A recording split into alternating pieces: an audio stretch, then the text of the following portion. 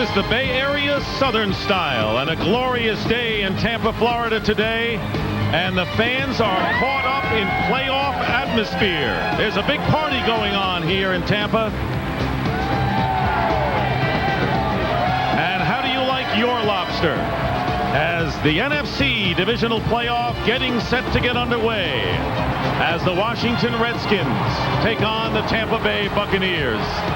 And what a scene indeed, everyone. Welcome to Tampa. Dick Stockton with Matt Millen and Pam Oliver.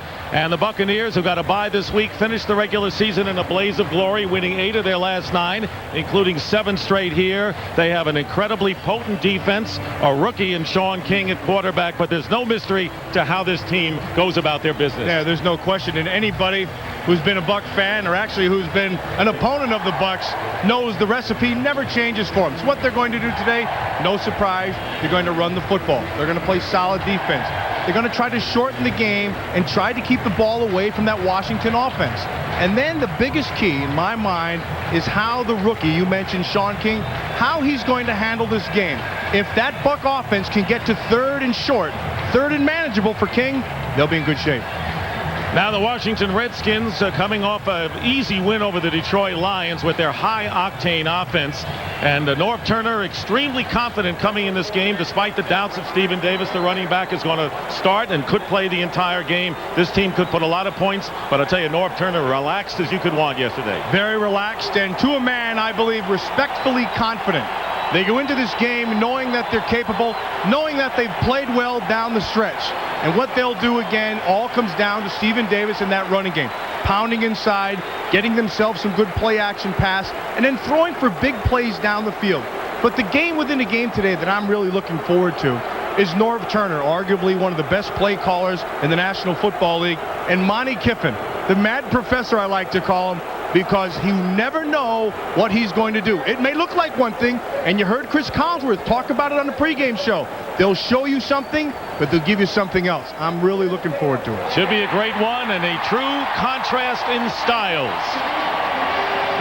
The explosive offense of the Redskins and the tremendous, ferocious defense of the Tampa Bay Buccaneers. And the winner here will move to the NFC Championship game next Sunday. You're watching the NFC Divisional Playoffs on Fox. Fox Sports welcomes you to the following presentation of the National Football League.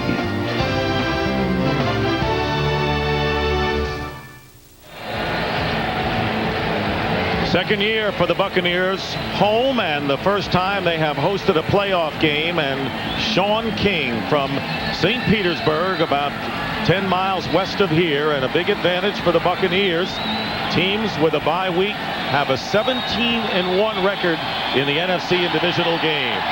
The Bucs will get the ball first. Brett Conway kicking off, and Warwick Dunn, who was installed as a kick returner the last 2 games of the regular season, fields this and muffs it on the 12-yard line. And Dunn will bring it out just shy of the 25. So let's set the offense for Tampa Bay. Sean King, 4-1 as a starter, and mopped up in the victory over Seattle when Trent Dilfer got hurt the week before. Pete Pearson, who hasn't started in 3 years, is at left tackle for Paul Gruber. Diaz, Mayberry up front, along with Middleton and Wunsch. Dunn and Allstott. Contrast in styles for the running backs. Jacquez Green and Bert Emanuel are the receivers, and underrated Dave Moore, the tight end. Tampa Bay starting from the 24-yard line, and a play-action pass on first down, and the pass is incomplete. It was intended for Green. Defensively for the Redskins, and they have stepped it up lately. Up front, it's Marco Coleman, Dana Stubblefield, Dan Wilkinson, and Anthony Cook. Stubblefield and Wilkinson keys today. The linebackers are Sean Barber, Derek Smith, and Greg Jones. Champ Bailey, the rookie, with a big year. At one corner, 17-year veteran Darrell Green, the other cornerback, with Sam Shade and Leamon Evans, the safeties. Dunn getting his first carry of the game for no gain. And Dick, and this sets up on the very first series what they don't want to do all game long, and that is get into 3rd and long. They want to get into 3rd and manageable. The one thing about Sean King, and everybody talks about, is his poise and how unflappable he is. To me, He's an extension of his head coach. He's exactly like Tony Dungy. He's what Dungy likes. The interesting thing to me is something Dungy told us last night. He said, if we go into this fourth quarter down by 3, 10-7, we feel like we're winning. Rarely hear that from a coach. Out of the shotgun on 3rd down and 10. And rookie Darnell McDonald in the game at wide receiver and nearly picked off. Warwick Dunn was the intended receiver, and way off the mark was that pass.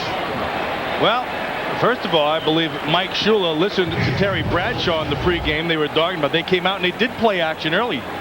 That ball looked like it got a little bit of a tip at the line of scrimmage, and Sean Barber almost had himself a shot at an interception. But again, it was the 3rd and long that they want to stay out of. 3 and out for the Bucks, and Mark Royals having a big year as the Bucks punter, and a fine kick. Brian Mitchell at the 29 returning for the Redskins, and he is dropped before he could get underway at the 35-yard line. 48-yard kick for Mark Royals. So the Redskins with their offensive play, Brad Johnson, 3-1 as a starter against Tampa Bay. That is a member of the Minnesota Vikings. Kip Vickers is up front at left tackle replacing Andy Heck. Sims Raymer also up front with Trey Johnson and John Jansen. Davison centers the running backs. Westbrook and Connell the receivers. And outside, Stephen Alexander. Starting from the 35, and the handoff to Stephen Davis. Didn't look very good early in the week as to whether he would play at all, and he gets about a yard. Defensively, up front, Steve White, Warren Sapp, the NFL Defensive Player of the Year, Brad Culpepper, and Chidi Ahanatu. 2 Pro Bowlers at linebacker, Derek Brooks and Hardy Nickerson. Shelton Quarles with them. Rondy Barber and Donnie Abraham, the corners. John Lynch, he too going to the Pro Bowl with Damian Robinson, the free safety. Larry centers in motion to the left, and Brad Johnson's first pass, and that one is incomplete. Hardy Nickerson defending on the play. Alexander, the intended receiver. Dick, whenever you play this Tampa Bay defense, they do cause you some problems, but they're very, very basic. What they force you to do is be patient. Just speaking to Brad Johnson, he said, I know on the field that I'm going to be patient. This one's on Norv on the sideline. He's got to be patient over there. And just talking to Norv in the pregame, remember he said, we're still going to take our shots. Irving Fryer has come in and wide receiver. Brian Mitchell also in on passing downs. 3rd down and 8 for Brad Johnson, and his pass up the middle is caught by Connell, and he is stopped about 3 yards shy of the first down. And the Redskins may have to kick. Dick, you know, this is a carbon copy first series for both teams. From the defensive side, they got him into 3rd and long, and then they play good, disciplined defense, force you to throw underneath. And unlike today's earlier game in that Miami debacle, today what you'll see is good tackling. That was the most pathetic tackling I've ever seen. And an incredible runaway 62-7 Jacksonville victory. So 4th down, and Matt Turk will punt, and Carl Williams back deep for Tampa Bay. End over end punt and fielded by Williams, and he gets tripped up and dives forward to the 27-yard line. Dan Turk made the defensive play. Each team has had the ball once. They've been 3 and out, and we'll be right back.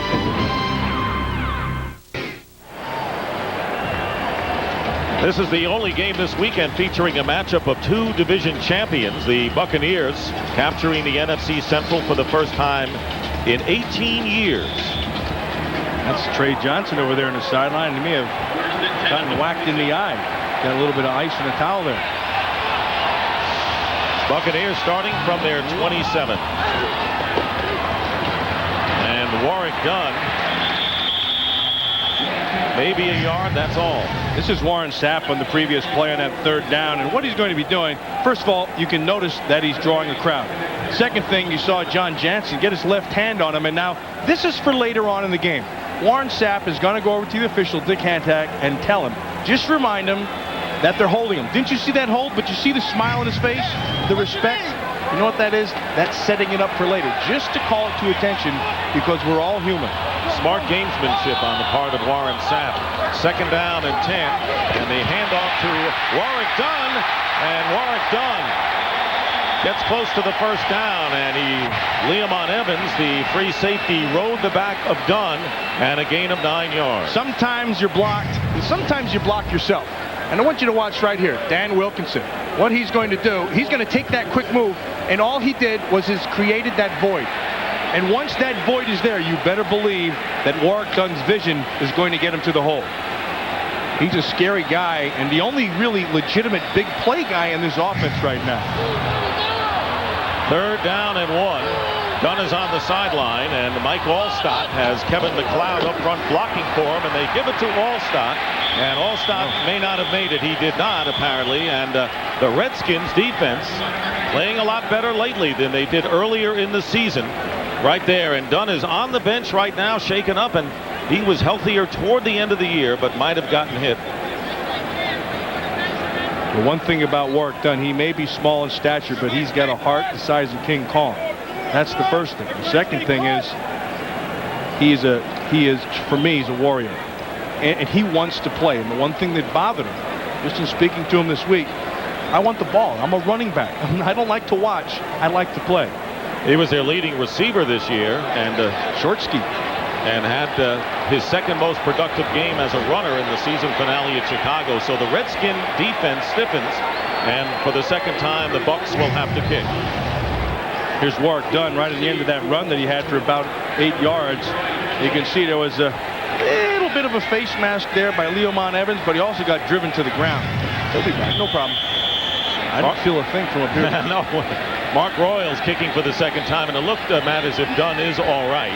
Brian Mitchell goes back for the Redskins, and a booming kick, and a fair catch called by Mitchell back at around the 10-yard line, and this is the field position game when you have good kicking that the Tampa Bay Buccaneers thrive on. That was a 53-yard punt. So in Pam Oliver reports that Warwick Dunn suffered a jammed neck, the back of his neck, and he will return to the game. Meanwhile, Tony Dungy has to like this field position. Redskins starting from the 11-yard line. Stephen Davis gets through one arm tackle and picks up 1 yard on the play with Nickerson and Lynch in there. What makes Stephen Davis special? Well, you hear the term all the time, downhill running. And that's what he does extremely well. And what downhill running is basically is just straight ahead, and he's powerful. Sometimes with a guy like this, you don't need a big hole. All you need is a body on a body, and he will push the crease. He does it extremely well. Playing with ankle and knee injuries. And this crowd picks up when the Redskins have the ball. It's 2nd and 8. And again, they hand off to Davis, and Tampa Bay right there. They're not letting Stephen Davis get a chance to break one. That was a gain that time of 1 yard. Steve White in on the play, 3rd down. But this is where the patience come into play. What exactly does patience mean in a game like this? In a game like this, patience means stick with the game plan. Stay with what the heck you came with. You know, you studied them all week long. You know their personnel. You know your personnel. You know where your matchups are. Patience then becomes execution. Redskins 50% on 3rd downs last week. See what they do here, and here's Thrash on the end around, and the Tampa Bay Bucs snuffed it out. Brian Kelly, who just came into the game as a nickel back, makes the play on Thrash, forcing the Redskins to punt from near the goal line. This is one of those things, and Brian Kelly does the classic job of staying at home. But this out of Norv Turner, as you're going to see, they're coming back on the reverse. Kelly does a phenomenal job of staying there, forcing everything back in. On Norv Turner's side of the ball, it was patience. He's going to stay with what he came with, and that is to give him a different look early. And a fine punt by Matt Turk that goes out of bounds inside the Bucs' 40-yard line. So you want to talk about getting out of big trouble. Matt Turk just did that for the Redskins. You know, on every play, and particularly early in the National Football League, but especially in the playoffs, all the rules are set early. And what the rules say is this is the way it's going to be all game long. See Floyd Young, Shevin Smith right there along Curtis Buckley. Young comes in at the end just to say, hey, we're going to be here all game long. Curtis Buckley, 26, you better be ready. Buccaneers starting from the 40-yard line. Their best starting field position of the game. And Mike Allstott, with a lot of power, having his best year as a rusher, over 900 yards, gets 2 on the play. You know, when you look at this Tampa Bay offense, to me, when I break them down, the inside 3 are the guys who have to play well. Conversely, Stubblefield and Wilkinson have got to be able to control those inside 3. Howie Long was talking about it on the pregame show, about controlling defensive tackles of both sides.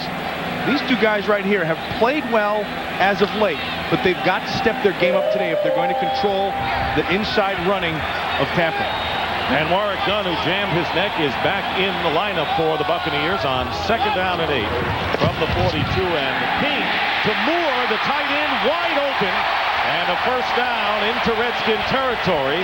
Evans made the tackle, but he is kind of a secret weapon for Tampa Bay in a gain of 15. Well, what the secret weapon was the eyes of Sean King, Dick, because they came with a blitz right into his face. And the rule is if they're coming there, somebody's got to be open. You're going to watch Sam Shade right here. Shade comes clean, and King sees it perfectly. Remember, he's a little vertically challenged, I might add. Not a real tall guy, but tall enough to see Dave Moore on the out. Bing. First down. And the Buccaneers on the Redskin 43-yard line. No score. 7 minutes to go in the first quarter, and Sean King is going to take off, and Barber is going to bring him down after a minimal gain. Well, I think there's a valuable lesson for Sean King. Next time I'll slide. don't take him on with your head. That's the first rule. Charlie Batch up in Detroit.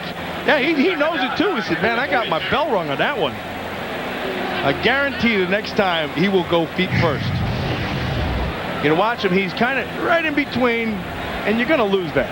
And that's Sean Barber, the linebacker, and he head-to-head contact, you're going down. Hey, Sean King with tremendous poise. He asked him how old he is at 22. He acts like he's 32 and has been in the league for double-digit years. 2nd down and 8. King in the pocket, and the ball is dropped. Warwick Dunn. Ooh, that was really close. Yep. That was very well set up. And Frank Middleton had gotten his block on Sean Barber. And they had a lot of green out there. And with Dunn in the open field, that's scary. And again, now you get into this 3rd and long, which they didn't want to get into. 3rd and manageable is what you want to try to accomplish if the offense, which is 3rd and 5 or shorter. And in there, you have a lot more option with the kind of routes you run. And it also, you can get rid of the ball a lot quicker. 3rd down and 8 at the 41-yard line. King out of the shotgun. And Carl Williams going in motion.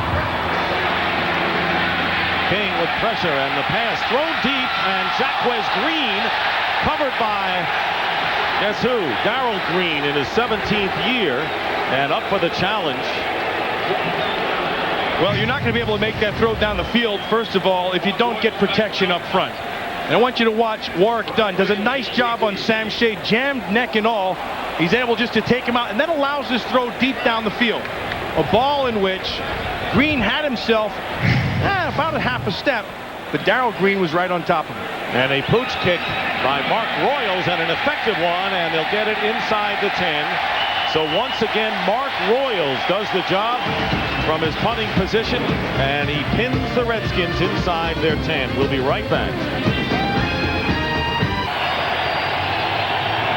Our aerial views courtesy of the Goodyear blimp, the granddaddy of all the Goodyear blimp shots above this beautiful stadium. The Redskins last possession started from the 11. They begin now from the 8-yard line.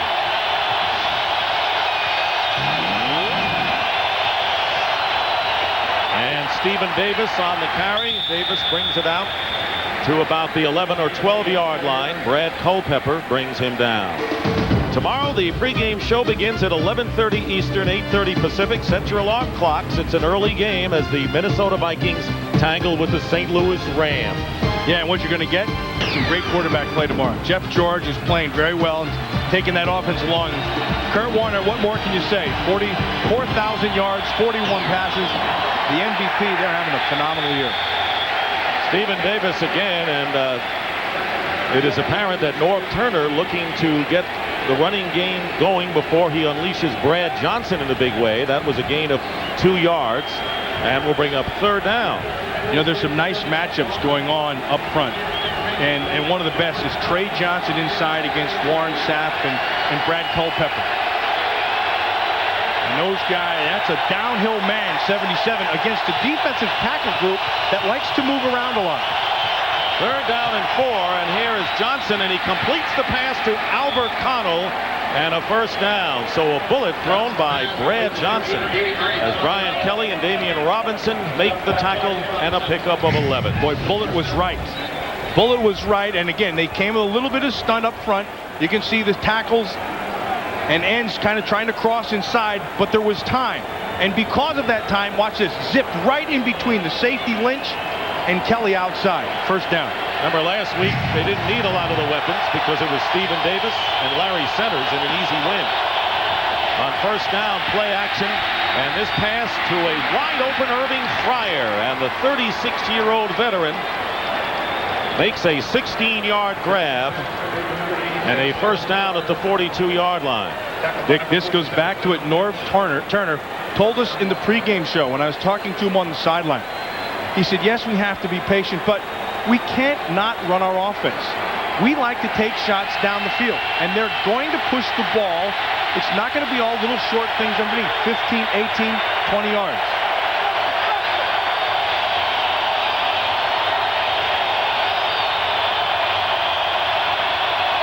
Two tight ends in the game. 1st down from the 42. Another play action pass, and a lot of time for Brad Johnson. And this pass may be intercepted. It is ruled incomplete as Irving Fryer defended downfield by John Lynch.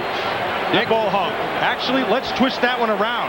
Actually, Irving Fryer ended up defending John Lynch because Lynch did an excellent job of not taking this play fake bite. He kept his depth. You can see him right up here, and he's starting to get his depth. Now they try to put the safety there in the position to make a decision, either jump on the underneath or stay deep. He played it perfectly, and right at the end, watch this by Fryer.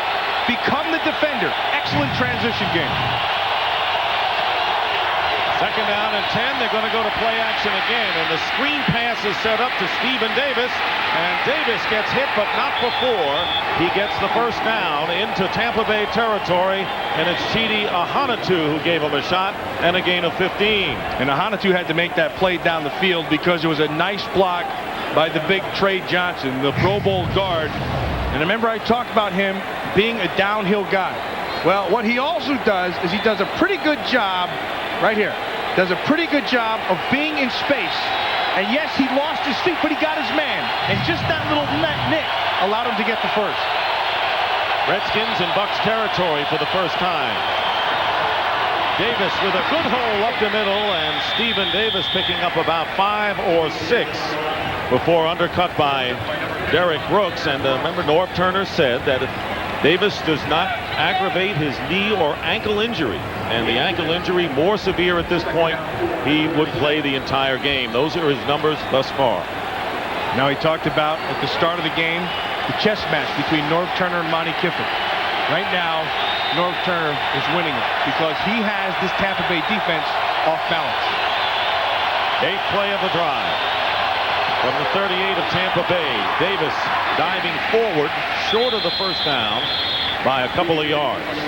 It'll bring up 3rd and short with 1:50 remaining in a scoreless 1st quarter. What impresses me most about this Tampa Bay defense and Monty Kiffin is their patience.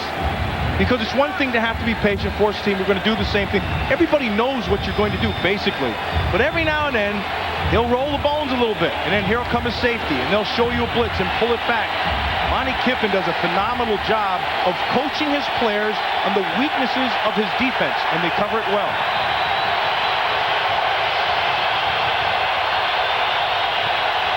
Third down and 2. And Brad Johnson goes down. He couldn't find a receiver, and Warren Sapp on the big sack, knocks the Redskins out of field goal range. He should turn around and kiss John Lynch, because that is a John Lynch sack. Excellent job by John Lynch of jumping the coverage. He's going to try to hit Sellers right away in the flat, but he couldn't get there because Lynch right here will jump this. Look, they tried to pick him, but he's right on top of it. Nowhere to go with the ball. You have to have a bite out of it, and then Sapp bites him. 12 and a half sacks in the regular season, less than a sack away from Leroy Selman's all-time club leadership. And Matt Turk trying to keep it in play and does so effectively. We have a pair of outstanding punters here today, and they're going to mark that at the 7 when we come back.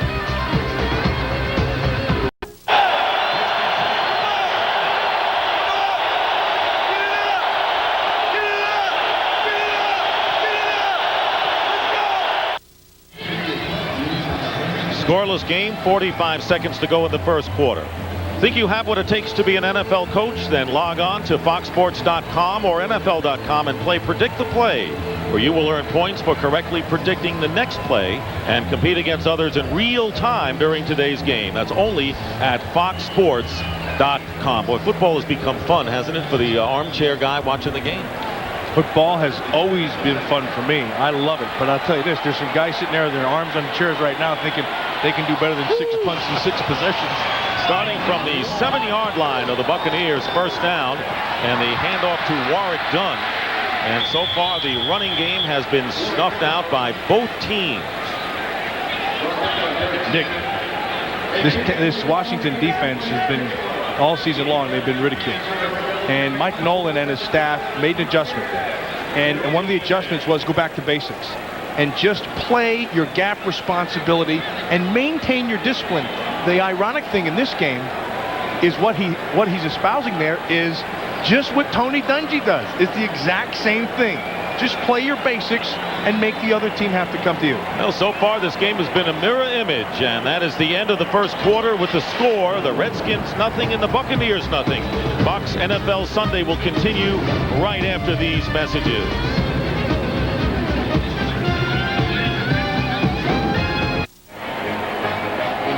Start of the second quarter, and you would think it's kind of a Tampa Bay game as both teams starting cautiously, it seems, in this game. Well, again, both teams wanted this kind of a start. You know, Tony Dungy told us he's fine as long as the game can stay close. He's very happy with it.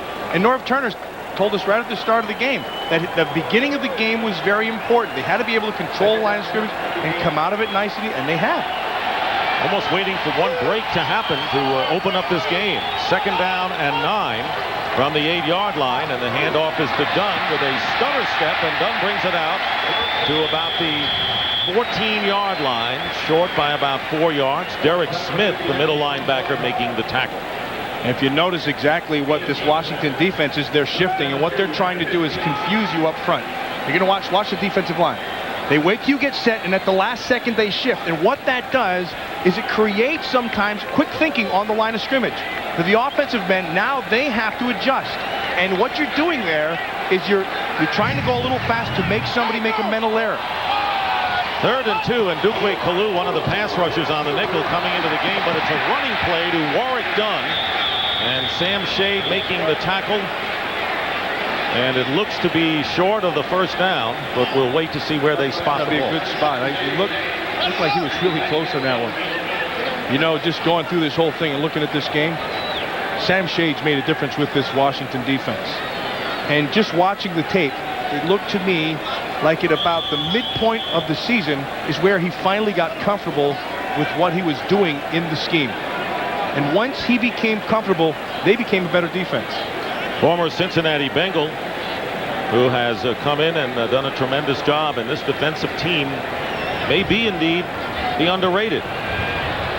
Short of the first down by less than the length of a football, and so Mark Royals will come out, and Tony Dungy, the Buccaneers, will have to kick. Dick, if you notice what's happened at the end of that first quarter, the Redskins got a little bit of a drive and gave themselves their field position back. And because of their last drive, that should set up decent field position now on this punt. Royals will kick from about the 1-yard line, and Brian Mitchell poised to give the Redskins decent field position. This kick not as high, and Mitchell will have a return. And Mitchell to the 45, and a good hit, and out of bounds, but not that far from midfield. That was Don Davis, one of the outstanding special teams players, after a 50-yard kick by Royals. No score early in the second quarter, and overall the field position battle is even, but lately the Redskins have had the edge, and they have their best start, their own 46-yard line. First down. This entire field now being played in the shadows as the second quarter gets underway in the second play, and the catch made by Michael Westbrook, his first catch of the game, and a pickup of 4. Let's go back to the special teams. Watch Floyd Young and Leomon Evans. That's the first one. And watch right here. Bang. McAfee by Sean Barber got waxed. And that's some good special teams play. In the words of Jed Clampett, woo, doggies. Those boys sure can hit. Barber moving into the starting role at outside linebacker this season. Second down and 6, and a fumble by Stephen Davis on a fake end around, and Davis recovers his own fumble, and Warren Sapp is shaken up for Tampa Bay, holding his left knee.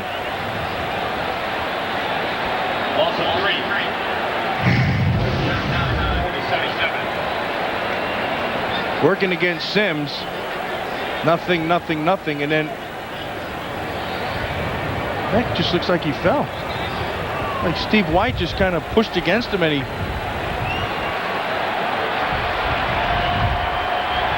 Well, here's the fumble. It's like Stephen Davis got out a little bit too far, but that handoff was good enough. Davis should have had that thing.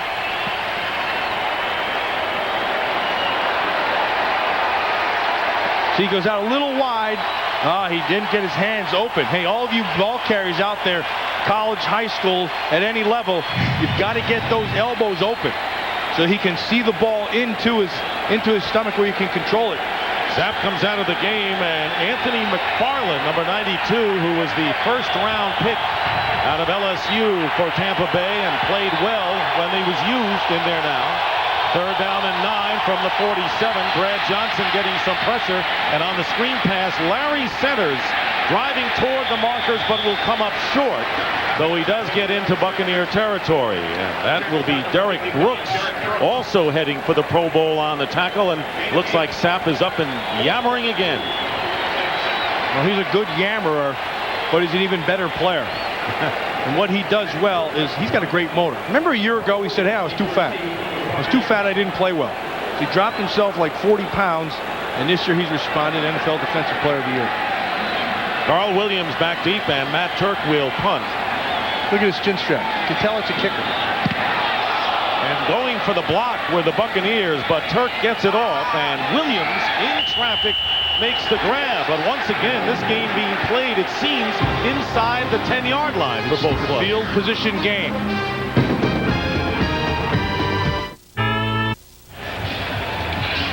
Buccaneers missing Paul Gruber, the 12-year veteran, out with a broken leg. Very tough to miss the situation, with the Bucs winning the division and getting the bye into the playoffs, the divisional playoffs. Team record 183 games with the Buccaneers. Tampa Bay starting from the 7-yard line. Mike Allstott getting the handoff, and Allstott can't find any running room. And right now, let's check in with Pam Oliver.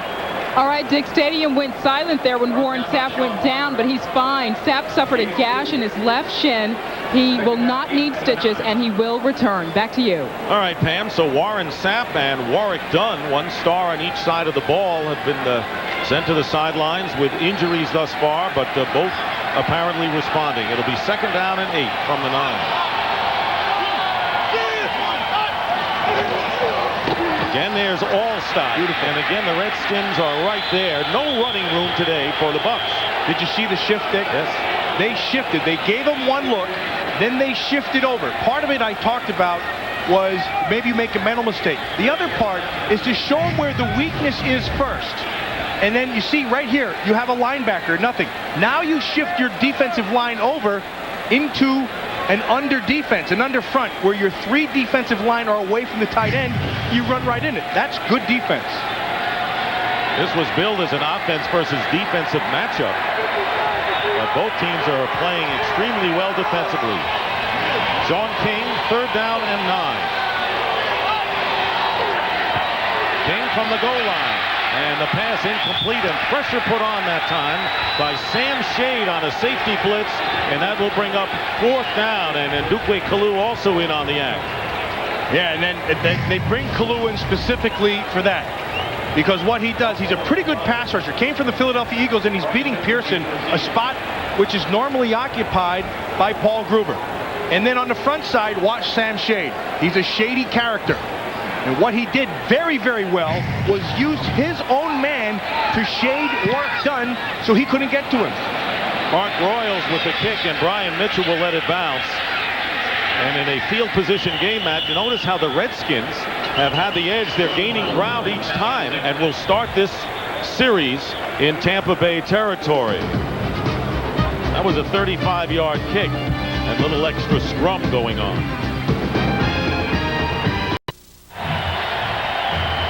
Hey, this is a great flurry of special teams play. I want you to watch Tim Denton right there. And Brian Mitchell down here. The ball's loose. Denton's close. Brian Mitchell screams at him. Hot ball to get away. And at the end, Buckley comes in, and this is smart football. The whistle has not blown. Buckley has no risk. If he takes that ball and advances it and is tackled, it's where he advances. If anything happens like a fumble, doesn't matter, comes back to where it was down. Speaking of back, Warren Sapp, as Pam reported, back in its defensive tackle. 1st down on the 43 of the Bucs. Little razzle-dazzle by Brad Johnson, and the pass to Stephen Davis, and Davis picking up only 2 yards after all of that. And we want to report as well that Rondy Barber is out for the 2nd straight series. Brian Kelly is the other cornerback with Donnie Abraham. You see Donnie Abraham there. Remember earlier I spoke to you about you'll see good tackling. Not only good tackling, but outstanding corner play in the run game. Abraham came up, made Trey Johnson miss, and then came back and made the play. There is Barber on the sideline. 2nd down and 9. Here's Davis. And Davis driving. Flag is down. Maybe our first, and it is our first penalty of the game, as Davis gets to the 39, where Derek Brooks makes the tackle. Dick Hantak indicates holding against the Redskins.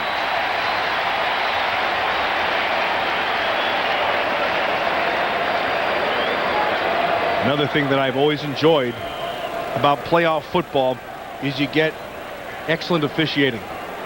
And they let you play, pretty much. It's guys who understand the game maybe a little bit better and had excellent ears. Holding. Offense, number 63. The play ended beyond the line of scrimmage. The whole plays beyond the line of scrimmage. Guys from the spot of the hole. 10 yards. Repeat the down. 2nd down. And obviously Dick Hantak's microphone breaking up, and the lead blocker was Keith Sims, and Donnie Abraham now being helped off. So right now the Buccaneers are without their starting corners. Well, that puts a little damper, and there's Rondy Barber comes right back out. No, they're not. You go down, I go back in. That puts a little back. Dick, what that does is puts a little bit of damper into the calling of the defenses by Monty Kiffin, because he likes to use. You hear about that cat blitz. That's the corner coming. 2nd down and 17, and the pass up the middle is caught by Connell, and a 1st down. Albert Connell, who has been the chief target thus far, and a little jawing going on right now between Damian Robinson and Michael Westbrook, but a 19-yard strike, and the Redskins get to the Bucs 31. What they're getting to is to the deep inside. They're going to play the disciplined defense. You saw the linebacker get the deep drop, but he was able to get between, right there, the secondary and the linebackers. And because of the protection, the nice throw. Now, at the end of this play, that's just a little bit of posturing. And here's the reason why. There's nothing wrong with that kind of block. Robinson took exception to it, and they carried it a little bit extra. And a timeout call. Brad Johnson goes to the sidelines. We are still scoreless. Cornerback Donnie Abraham, who was helped off, suffered a mild knee strain, and he is expected to return to the game as well. So there have been some nicks on the part of the Buccaneers. And they have all come back. That's Rondy Barber, who was out there with Brian Kelly, the other cornerback. Warren Sapp came out, and Tony Dungy now trying to hope his defense holds. The Redskins are averaging over 4 yards on first down.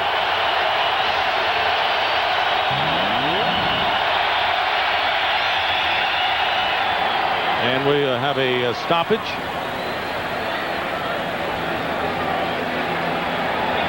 Redskins calling that timeout before we are at last break. There was a malfunction of the game clock. The game had ceased running. That's the reason we reset at 3:33. And a slight malfunction to the microphone used by Dick Hantak today. So, Dick, you know it's a slight malfunction with Kip Vickers, the left offensive tackle. I've never seen a stance like this in my life.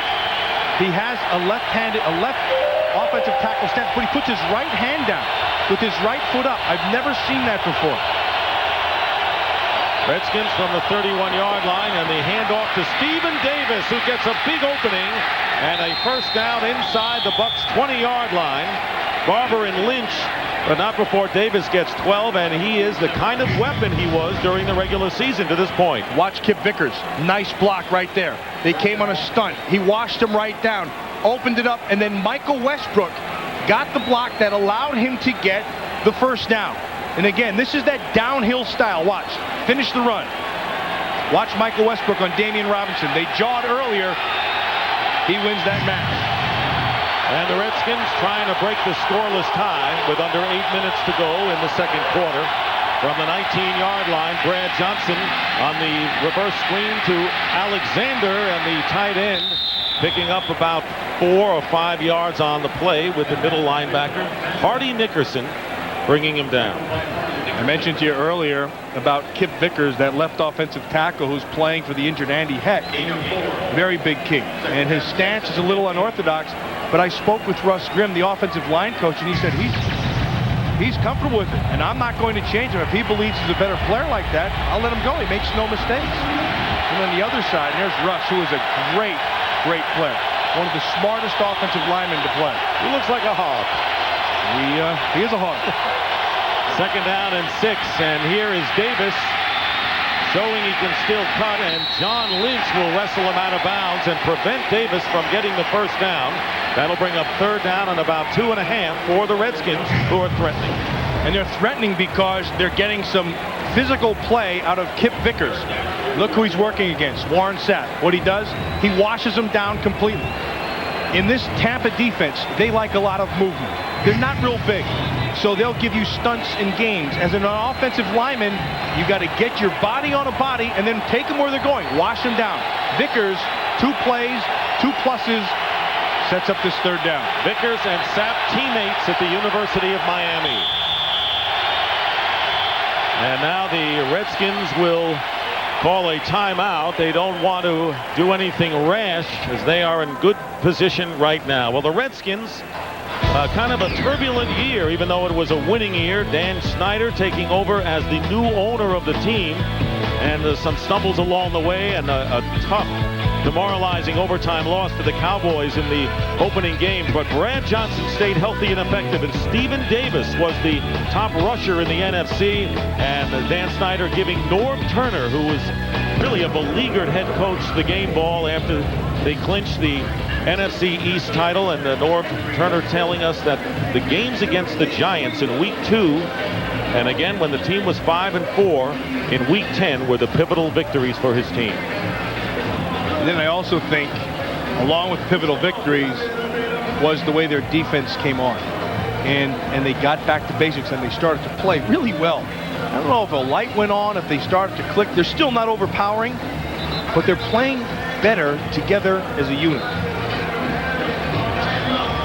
And talk about a team under siege. And you mentioned Mike Nolan. Bill Arnsparger brought in as a defensive coach or consultant. Darrell Green telling us yesterday you don't hear much about him, but behind the scenes you know he's getting things done. Third down and 2 from the 11-yard line, and the inside handoff to Brian Mitchell, and the Bucs stop him. Well done. Well done by the Tampa Bay defense. John Lynch was right there. Warren Sapp was also just a very well done job. Watch Brad Culpepper. Takes the inside. Now watch Lynch show up. White's right there. They're all there. That's good instincts. So the Bucs defense stiffens, and now the first opportunity to break the scoreless tie. Brett Conway will attempt a 28-yard field goal.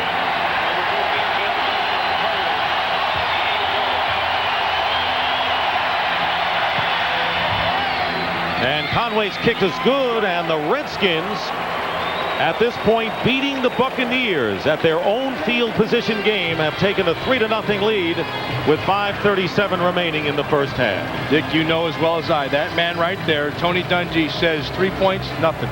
My team has been in close games all year long. We're comfortable with it. If we're down by 7 or if we're down by 3, we believe we're ahead. Well, tomorrow we have a glittering exhibition of stars on display as the Vikings with Jeff George with a great year at quarterback, not to mention the league MVP, Kurt Warner. Smith and Falk, the great running backs.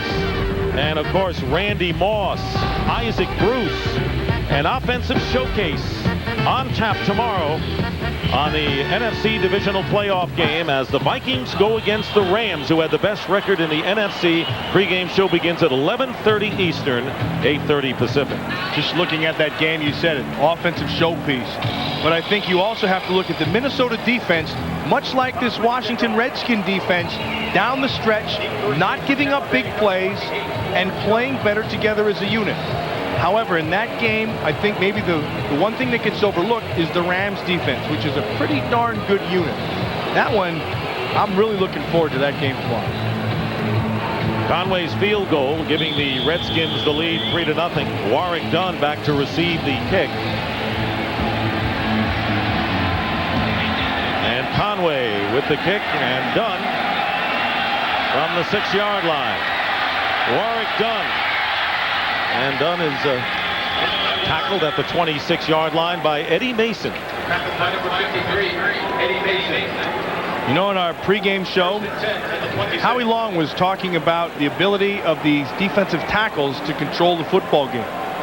And I believe in Tampa, Culpepper and Sapp have been doing just that. They've been handling the middle of that defense.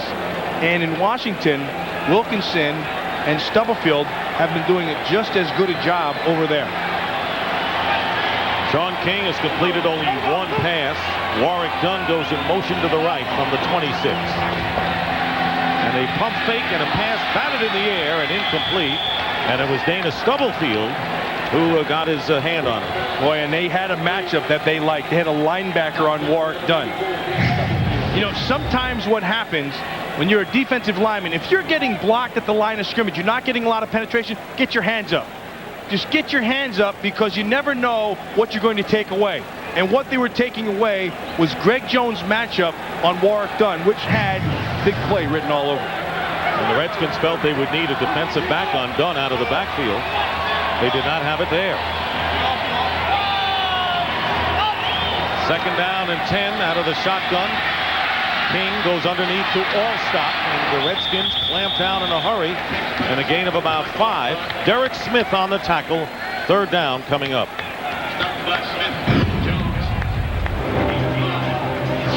Well, Pat Hayden is the only rookie quarterback to win in the playoffs, but rookies have not done that well. 1-4 record.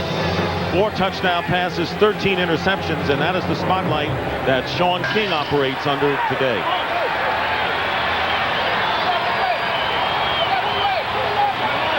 3rd down and 5. 4 wide receivers line up for the Bucs.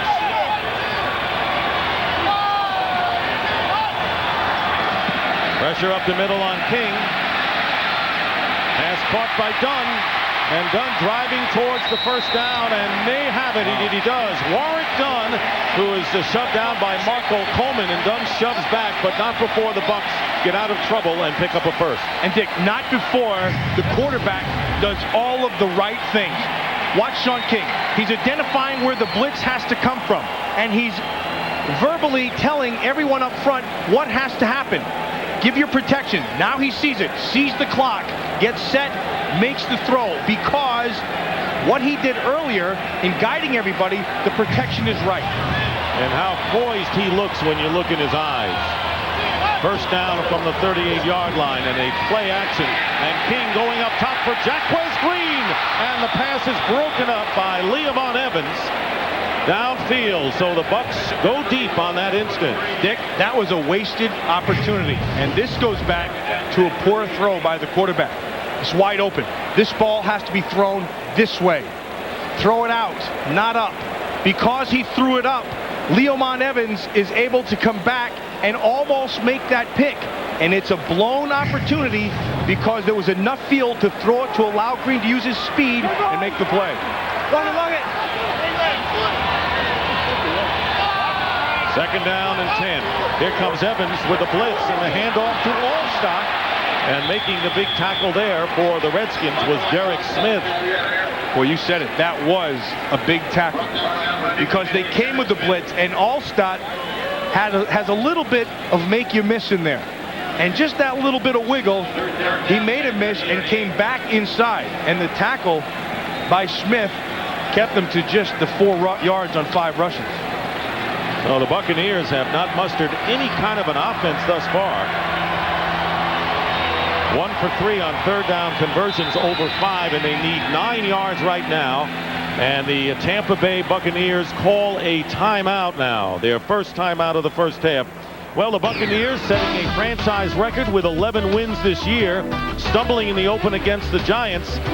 A 3-4 start, but Tony Dungy remained calm.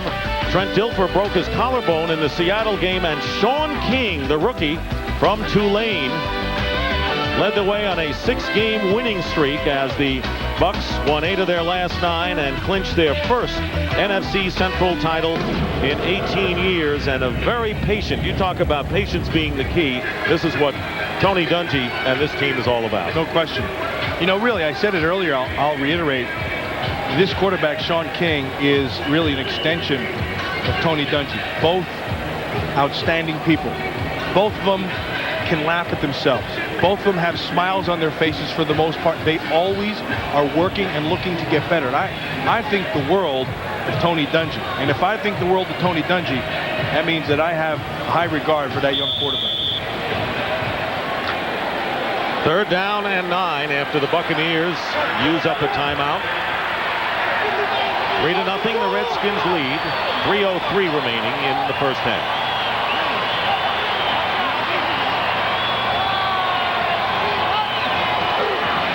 They don't blitz now, and the pass intended for the rookie Darnell McDonald on the slant. Incomplete. Tim Denton on the cover. This is what the plan appears to be under defensive coordinator Mike Nolan. If they can get him into third long, they will show blitzes, and they will force him to have to go to his checks because they're going to have to identify them and then go with their blitz reads. And once they do that, that time they showed it and came off it, and the ball came out quick and was easily defensed. Mark Royals kicking. Brian Mitchell with a fair catch on the 12-yard line. Well, from high above, these pictures are from the Goodyear Blimp Stars and Stripes, a 75-year-old tradition for the Goodyear Blimps to make appearances at major sporting events. And today, the NFC Divisional Playoff. And it's the only game this week between teams that won their respective divisions. And Matt, I'd have to say right now that the Washington Redskins seem to be controlling this game, even though it is only 3-0. Yeah, well, I think it goes back to what we saw last night when we sat and talked to a lot of them. It was that confidence. It was a respectful confidence. They knew that this Tampa Bay defense was good, but they also knew that they were pretty darn good as well.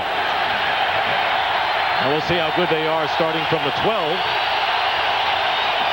Brad Johnson handing off to Stephen Davis. Tested the middle and bounced away for a gain of only 1. And you see who made that stop right there, looking right on the top. That's John Lynch. And the reason that John Lynch is right there is because this is where, you see him up here? And he's just kind of being sneaky out there, and then he's going to shade himself up nice and slowly. Remember, when he walks down in that 8-man front, he becomes unaccounted for. And he becomes the free man when you can just run to the ball and make the play. And his Pro Bowl selection tells you how good he did. 1 of 4 on that defensive unit. Second down and 9. Short drop, and the pass headed for centers. Incomplete, and that'll bring up 3rd and long. If they had right there in that formation, they had a little bit of a mismatch, something that probably won't happen again. They had Steven Alexander, their tight end, who can flat out run, versus John Lynch, who has problems sometimes with a speed guy. Even though he's a tight end, Alexander can run. One thing you have to remember about this offense is they give you lots of different sets, and they force you to adjust to them.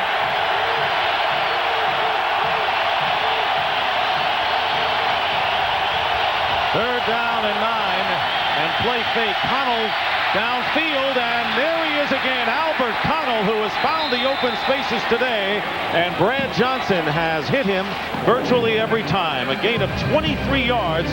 Derek Brooks, the linebacker, downfield, and the 2-minute warning here in Tampa, with the Redskins leading the Bucs 3-0. The second stats all coming up on the Visa halftime report. First down at the 36 for Brad Johnson, who's been protected well, and gets it off to Brian Mitchell, who makes a shoe top catch but will lose about 2 or 3 yards on the play. I think I want to show you the play earlier than this, the one previous. It's how to attack this defense. Hardy Nickerson is the key. He gets deep down the middle in what's called cover 2. So what Norv does is he occupies him with Michael Westbrook. And now he clears that area. And because he can clear that, Connell can come in from the backside and make a big play. Connell with 4 catches for 59 yards, and the Redskins winning big in the total yard derby. Second and 12 from the 34-yard line. And Brad Johnson with his pass, it's caught up to the 40 by Irving Fryer, but the clock continues to run. The Redskins have 1 timeout remaining. Dick, it's interesting. I love good football, and this is really good football because Monty Kiffin, what he does, it's not a traditional cover 2. They take their 2 safeties and they keep them deep, and then they run their middle linebacker, Hardy Nickerson, right down the middle, almost giving him a 3-deep look. You can see he's still looking at his knee. But what Norv Turner tries to do instead is he uses the defense against you. So he occupies people and then brings it in between. 5 defensive backs, including Donnie Abraham for the Buccaneers. Third down and 6.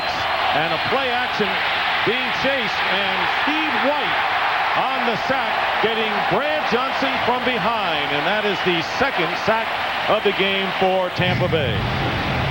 This is excellent coverage. Rondé Barber, again, this is the zone. No place to throw to the outside. Good disciplined zone. And then Connell, which was his main receiver. Nice job by Quarles. Nickerson also right there. And because of that, as he's looking downfield, nowhere to throw, sacked by White. And the Buccaneers have called a timeout, and Steve White, who is the least notice of a very impressive defensive front 4 by the Buccaneers, getting the sack, and the clock stops with 26 seconds to go, and Warren Sapp gingerly walking to the locker room. This is the play previous, working on Keith Sims, and Vickers to that side. Sims does a nice job of just staying on them. And he's not a healthy Warren Sapp, and he knows it right away. He takes himself out of the game. Earlier suffered a gash to the shin. Did not need any stitches, came back in, but he's history for this half as Matt Turk delivers a sky-high punt and a fair catch called by Williams at the 19-yard line.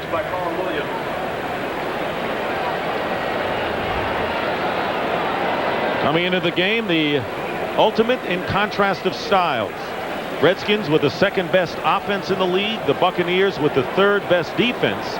And defensively and offensively the other way.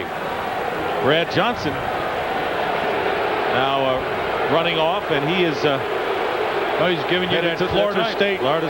He's in the right place. Yeah. Florida's a little closer than Florida State from here. Jacksonville's you have to make a Louis up there, and Florida's just dead ahead. Earlier in the AFC, 2 Florida teams playing. Actually, one took down Miami, Jacksonville in a demolishing win. First down, Sean King, and the pass is caught to Jacquez Green, stopping the clock with 13 seconds to go in the half, and the Buccaneers get out to their 41. A lot of time to throw that football. And they're only rushing 3 guys. You have 5 blocking them. And what you're guessing is that you're not going to be able to find the hole in the zone. With 3 rushing, that means there's 8 defenders. That was a nice completion, but an ugly throw. Kind of Joe Tappish. Yeah. Former Minnesota Viking. Tough guy. Non-picturesque quarterback. Good pickup of the blitz and going deep for Green, and Darrell Green is there, and the pass is ruled incomplete. So Green on Green again, and that was a long pass attempt by Sean King. Well, rule number 1, and Darrell Green's been playing rule number 1 for 17 years. Don't get beat deep in a zone. You see this cushion? With that cushion, I don't care if it's Michael Johnson running out there, you're not going to get behind Darrell Green. The only thing that surprised me there is he didn't come up with an interception, and thankfully for them, he didn't, because if they did, who would play quarterback? That's true. Since we saw Brad Johnson run into the locker room. 6 seconds remaining in the first half. Time running out. Sean King is going to throw it up for grabs down the middle of the field, and it is incomplete. Those are one of those plays that you have to hold your breath, because you never know on a deflection if one of the offensive ends pick it up. Darnell McDonald was the intended receiver. Norv Turner runs off the field with the lead, and that is the end of the first half with the score. The Redskins 3, the Buccaneers nothing.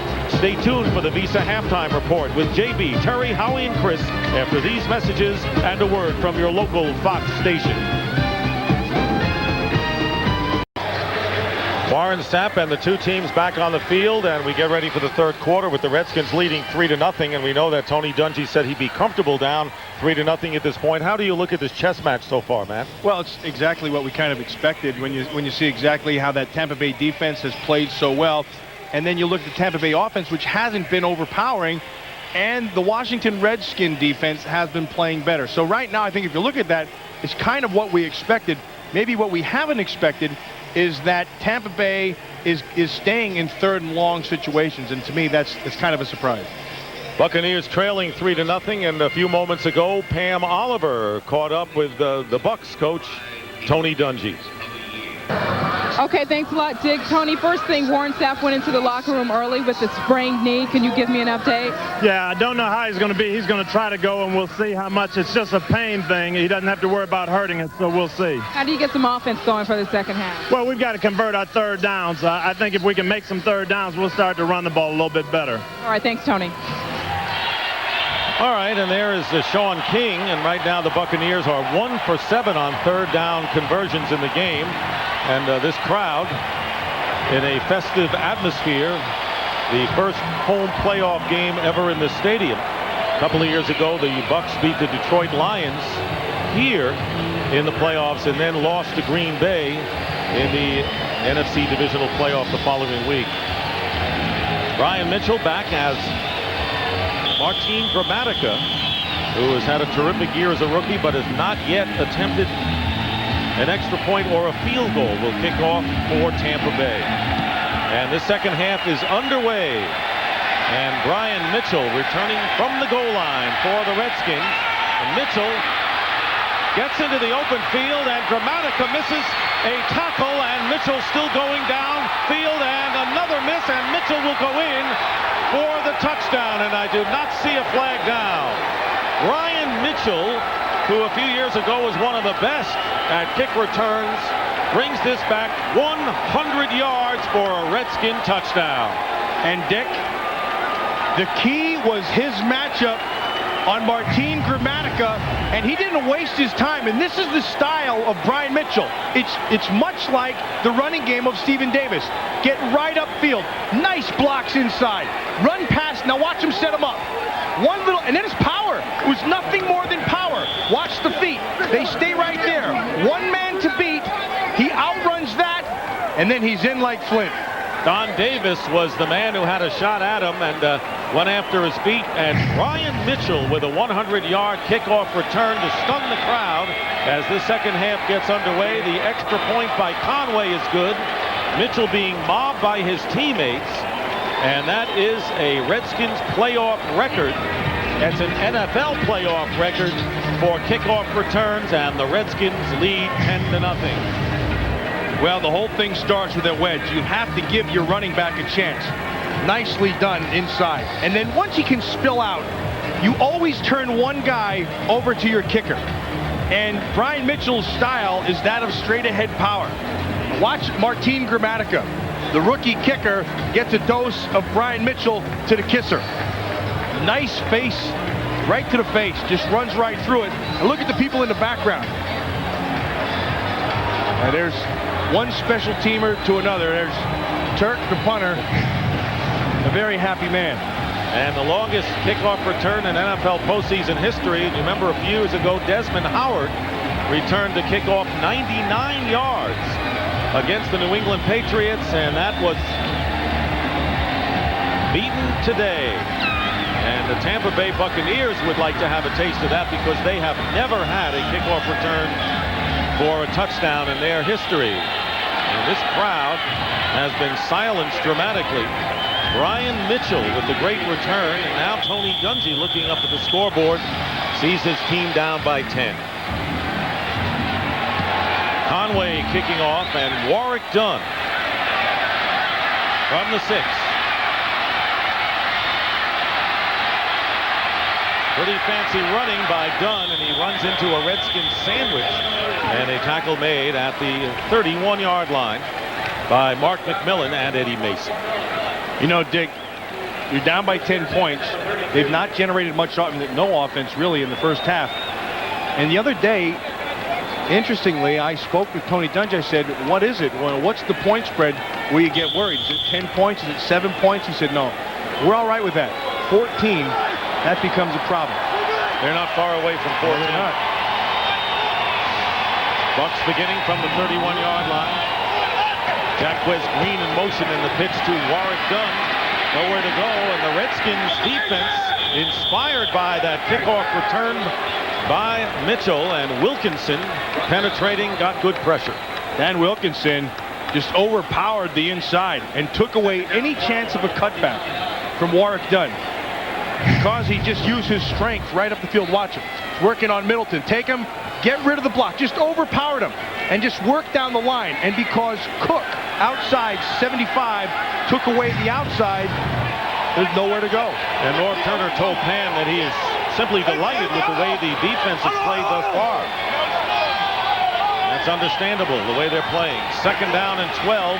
Kings pass and nearly intercepted. Didn't know it. And that was Derek Smith. It was thrown, intended for Jacquez Green, and thrown behind him.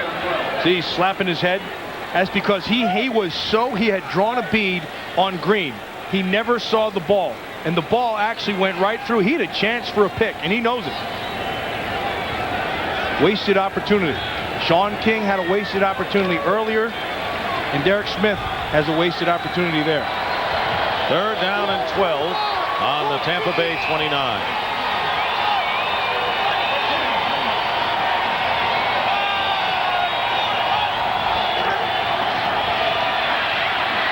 King's pass and overthrown. Darnell McDonald was the intended receiver. So Sean King a little errant with the accuracy here in his first playoff game. That'll bring up 4th down. Kurt Emanuel had a different idea. He believed that he was wide open. And based on the fact that there's nobody to the inside of him, he would be able to state a pretty good case. McDonald on the other side was a little upset as well. Royals with the kick. And there's Brian Mitchell, this time on the punt return at the 22-yard line. And Mitchell gets hit as he crosses the 35-yard line by Fred McAfee. Timeout. The Redskins have the momentum and a 10-point lead. This Fox NFC Divisional Playoff game is brought to you by Nextel. How business gets done.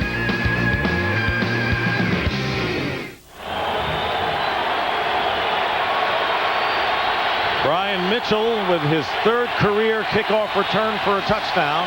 1st down at the 37-yard line. Stephen Davis maybe a yard on 1st down.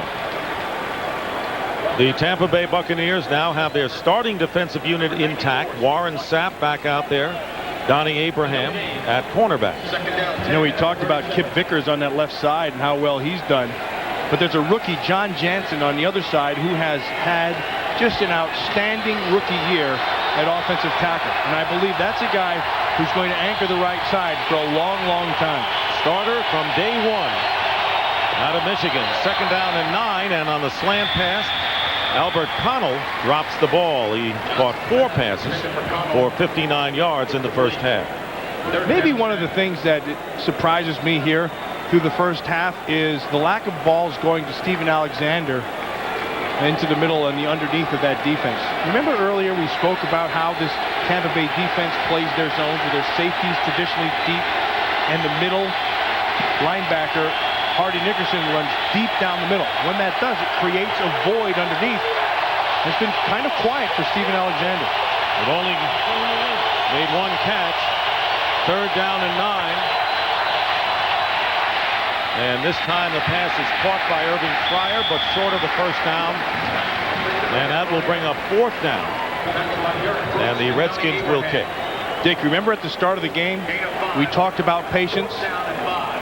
And Brad Johnson said, I know I can be patient. We'll see if Norv Turner can be patient. And I think Norv Turner has been extremely patient. He's sticking with his game plan, and it's working. Helped out by a great special teams return to give the Redskins a little margin here. So it's 4th down. Matt Turk will kick, and Carl Williams is back deep for the Buccaneers. And another great kick off the foot of Turk, and it will bounce and go out of bounds, and they will mark it at the 5-yard line. So Matt Turk has done his job today. That was a 52-yarder. And of course, you see that all the time in Hockendocker, Pennsylvania. Of course. Bucs hope the sun doesn't set on their playoff hopes as Sean King in the end zone on 1st down completes to Bert Emanuel, who makes his first reception of the game. Not only did the Buccaneers get out of trouble, they bring it out to the 35-yard line. Darrell Green took a chance. Darrell Green smelled an interception. They went with the play action, but Darrell Green stayed nice and deep. And then notice the nice protection all the way around. Emmanuel's working outside. Now watch Darrell Green. He's going to see it. He's going to turn, make the break. He lost it. He thought he had a chance to go for the ball. Actually, he lost him when he spun. Longest play of the game for the Buccaneers. 30 yards, 1st down. And again, Sean King looking to throw. He goes underneath to Allstott and holding on. And that's exactly what Derek Smith did to prevent Allstott from dragging him like he used to drag station wagons in high school. One of the way he liked to push him. And that's an old way actually of training, and it's kind of a good way, Dick, because you get into him and you lower your hips and you assimilate what you do when you're grinding inside. And these numbers are prior to this possession, and it's been a good one so far. I never even dragged or pushed a station wagon. So you don't even drag or push your luggage anymore. True. 2nd down and 8 from the 38-yard line. Warwick Dunn trying to spin away, and he can't. And a 2-yard loss. And it was Marco Coleman who penetrated that time. Redskins defense playing, at this point, maybe their best game of the season. Absolutely. Remember in our pregame with Howie Long was saying that the onus of this defense was on these 2 defensive tackles.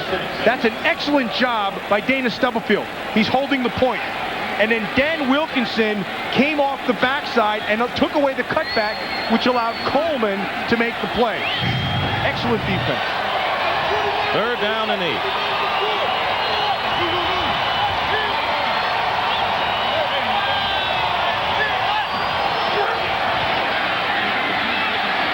Sean King, and the pass is intercepted, and it's Darrell Green who makes the interception. So Darrell Green, the only player in NFL history to intercept a pass in 17 consecutive years, and that is number 6 in postseason, and the Redskins get a big turnover here.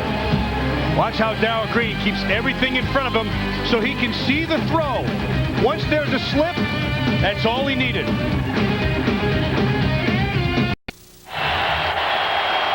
Darrell Green, who turns 40 years of age next month, may not be the fastest player in the league anymore, but he is the heartbeat of this defense.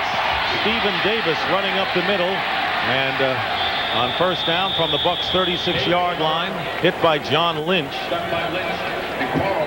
Darrell Green, with those team records, punctuated his first career playoff game with an interception off of Vince Ferragamo, and he returned it 72 yards as the Redskins won 51-7. That was back in 1983, and here he is 16 years later with another postseason pick. We saw those most interceptions, most games, most seasons, but what he has is most character. And that's what separates Darrell Green. I love the guy.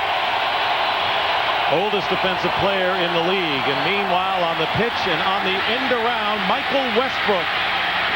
And Westbrook is tripped up by the linebacker Shelton Quarles, and no gain on the play.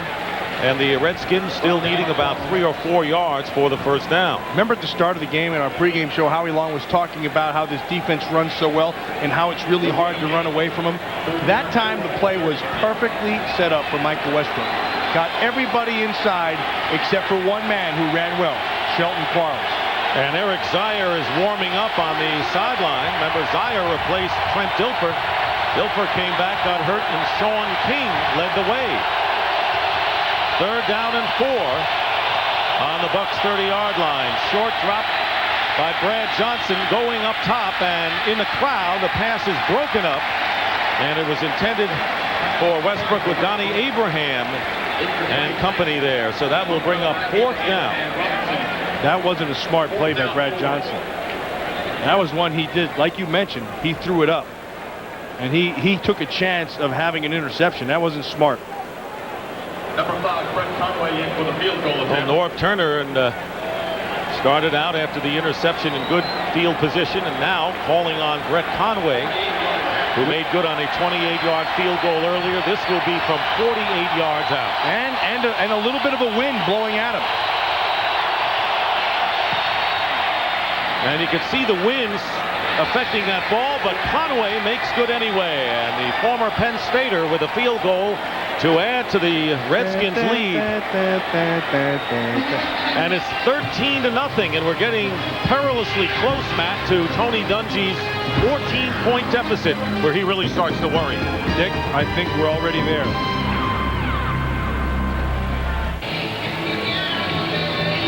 $13-0, the Redskins lead on Conway's second field goal.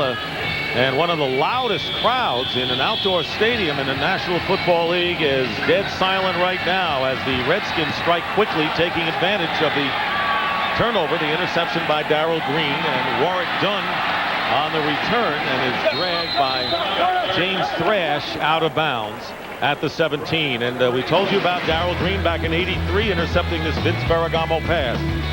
Well, he came into the league with all the speed and ability to play the corner and take chances. And 16 years later, he's still doing the exact same thing, although the way he plays his defense actually is a little bit better in terms of discipline.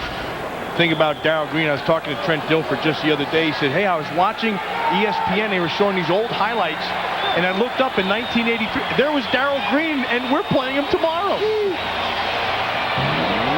And he looks like a rookie. He always does. First down on the screen to Warwick Dunn.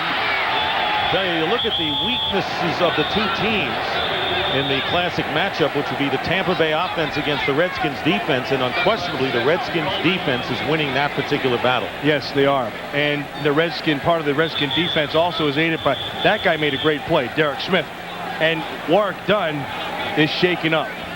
Remember at the start of the game, he had the jam net, and he still went out there and played. I want you to watch Derek Smith. They try to run a screen, and he fights through the blocker and forces this play. Now, he makes the play, not the tackle, but he makes the play. Because of Derek Smith's play, the tackle is made from the inside, right there.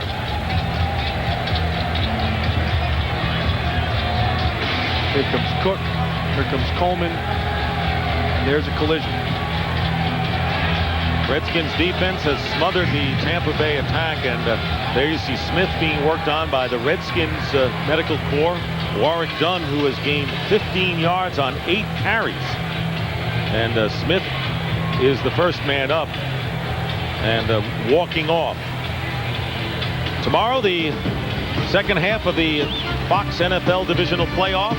11:30 Eastern, 8:30 Pacific for our pregame show. It'll be the Vikings and the Rams in what should be an offensive showdown in St. Louis.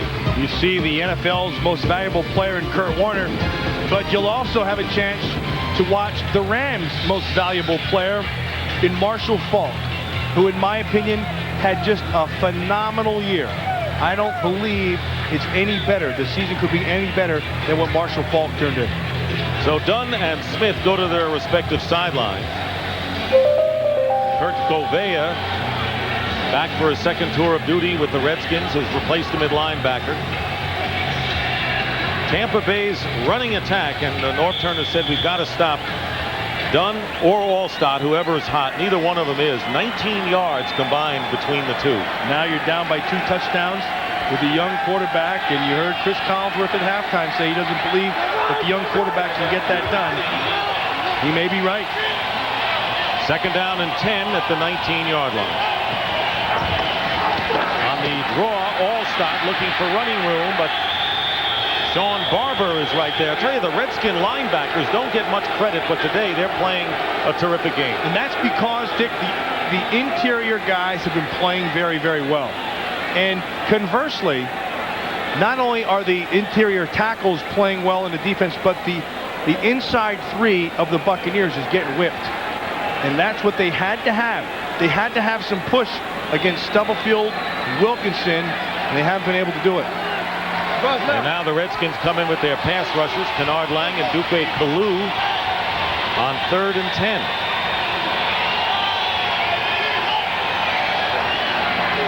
And the pass to Jacquez Green, trying to wend his way to the sticks, and will fall short by about 3. That play is an NFC Central play. Bears. Stolen from Gary Croton, the same guy they said, that offense will never work. But the Bears made that thing work. And this is a great league of copycats, but the Redskins snuffed it.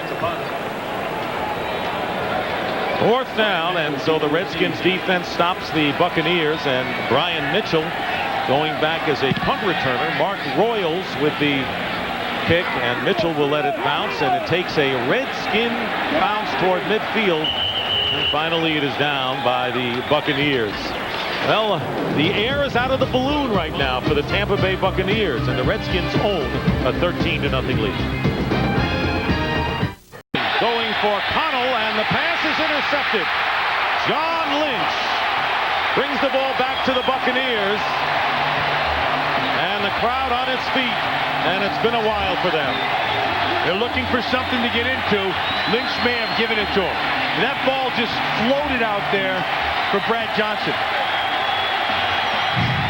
And we can meet Mr. Lynch because of the way this ball's thrown. Look at it. It's just hanging up there. And if you listen real close, you can hear the quack. In fact, I believe it's the quack that got Lynch over there to make that play. That's a good play by Lynch because that's one of the weaknesses of that coverage, trying to get the safety all the way over there. Lynch intercepted 2 passes in the regular season. Bucks get it back on their 27.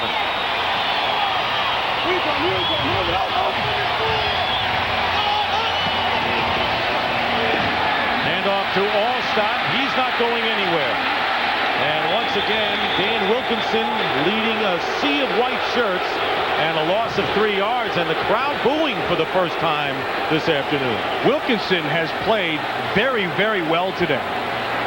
He has gotten a lot of penetration and gotten up inside, and because of that, you can see what these backs have done. 23 yards, or rather, I'm sorry, 17 yards on 15 carries.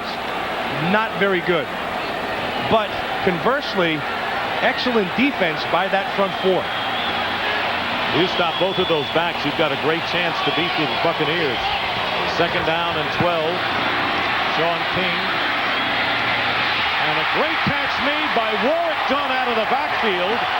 And a little applause from Sean King with a couple of defenders in his way. A gain of 16 yards. Well, the whole thing starts with protection. And Pearson, 69, does an excellent job of protecting on Coleman. Watch how he pushes him up and allows King to stay in that pocket. And then this is a matchup that you don't want to get if you're on defense. The linebacker on Warwick Dunn. Warwick Dunn is going to beat you. If he gets time and the quarterback can get him the ball, he will be open. Dunn was the leading receiver for Tampa Bay this year. Bucks with a first down on their 41, trailing 13-0. King looking to go to the air again, and there's Dave Moore, the underrated tight end who found an open space and gets to the Redskin 40-yard line before Greg Jones makes the tackle, and the crowd is back, emphatically so. The crowd is back, and it all comes back to John Lynch. And again, they're well protected. Time to throw. He doesn't have to take the first read. He can come back and throw it underneath to Moore, who runs through a tackle of Gavea and picks up another first down. And the Tampa Bay Bucks are picking it up yardage-wise this quarter, and it's all inspired by the interception by John Lynch. Let's see if Tampa Bay pays it off or not. First down at the 42. Plenty of time for King, and the pass was way off the mark. Champ Bailey defending Warwick Dunn, who was the intended receiver. Looks like that ball surprised him a little bit. And it had to surprise him because the Redskins took away anything down the field. They tried to look at Emmanuel deep, but he wasn't there, and he had to come off of that on that play action to try to check it down. Good job of the offensive line of protecting. They haven't gotten any push in the running game, but they've done a pretty good job of protecting King. Pivotal series for the Buccaneers. They need some points here, trailing 13-0. Second down and 10. With under 3 minutes to go in the third quarter, and a deep throw, and they're going to throw the flag on Leamon Evans, and down there it was Warwick Dunn. So they're getting Dunn downfield. That penalty is just as effective as the completion. In fact, a lot of times you make that throw knowing that that is a distinct possibility. Leamon Evans, Defense number 35, first down. Leamon Evans gets his shot and Warwick Dunn. They're just going to turn it into just a straight speed pattern. But you can see it's an excellent call by the official. Evans lost the ball, and he tried to read Warwick Dunn, but he just ran right through him. So the Buccaneers are in the red zone for the first time in this game, trailing 13-0. They're on the 11-yard line. Sean King under pressure. And he flips it to Allstott, and Allstott diving for the end zone and appears to be out of bounds before he was able to get over the goal line. Boy, you talk about a rookie under pressure. That play, Sean King bought the time. Sean King made the play with his feet. He looked downfield, wanted to go to the end zone, knew it wasn't there. Now watch him pull it down. He's going to buy a little bit of extra time, knowing that to his left, he has his outlet. Here's his outlet, and watch how he finishes. Now the Bucks can get a first down without getting a touchdown. Second down and 1. And here is Allstott trying to go outside. They still haven't brought him down. He's going to score.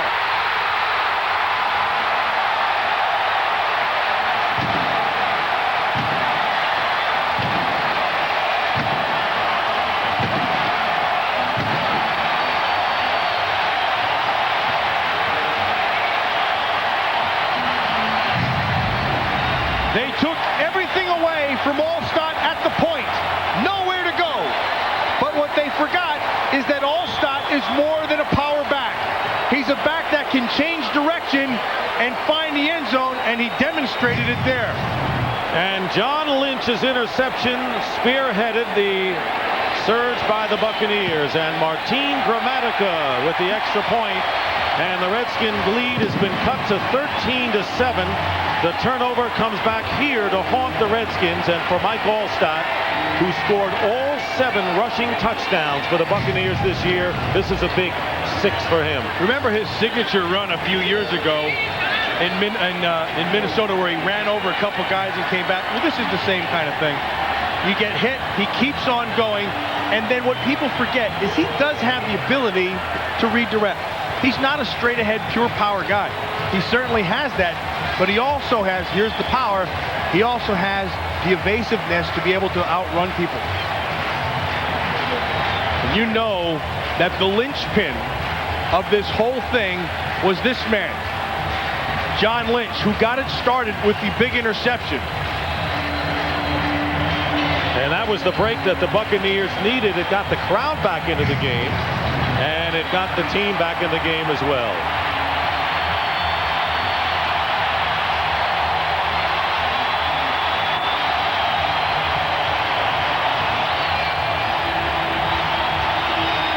Excellent game. And now it goes back to Norv Turner. And he has to balance between patience and conservatism, because what he can't do is pull back.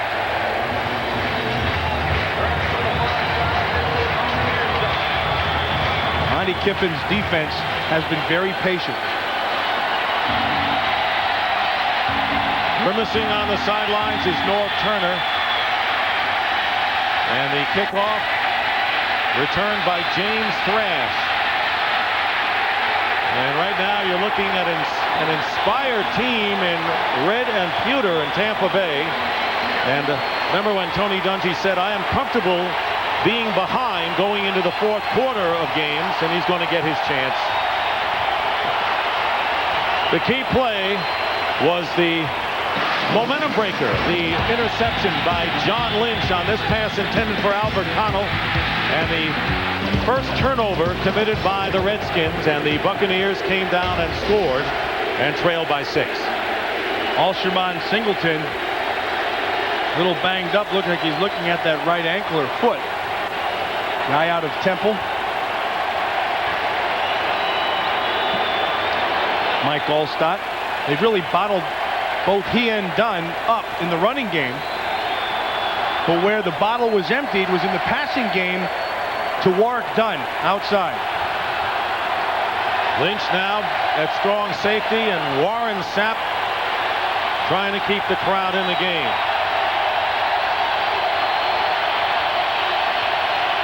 He doesn't have to try much. Man never changes. Tony Dungy is always in control.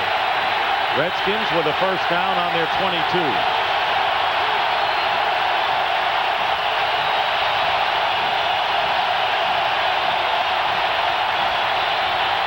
Brad Johnson and Connell trying to make the diving catch.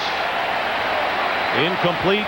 Second down coming up. Let's take a look at what the Redskins have done in their second half possessions. They have punted, made good on a field goal following the interception by Darrell Green, and then the interception thrown by Brad Johnson that the Bucs went in and scored. Don't forget, they also returned the second half kickoff 100 yards, Brian Mitchell for a TD. That's why I say with a total of 9 yards there in this third quarter, you can't get conservative. Stephen Davis in motion to the right on 2nd and 10. Johnson's pass intended for Alexander, incomplete. Quarles downfield defending. And they're starting to get a little pressure inside. Starting to get a little bit of push and making Brad Johnson get out of his comfort zone of sitting inside in that pocket. 1 for 6 for only 5 yards and an interception here in the second half. 3rd and long. Alexander goes out of the game for a third wide receiver, Irving Fryer.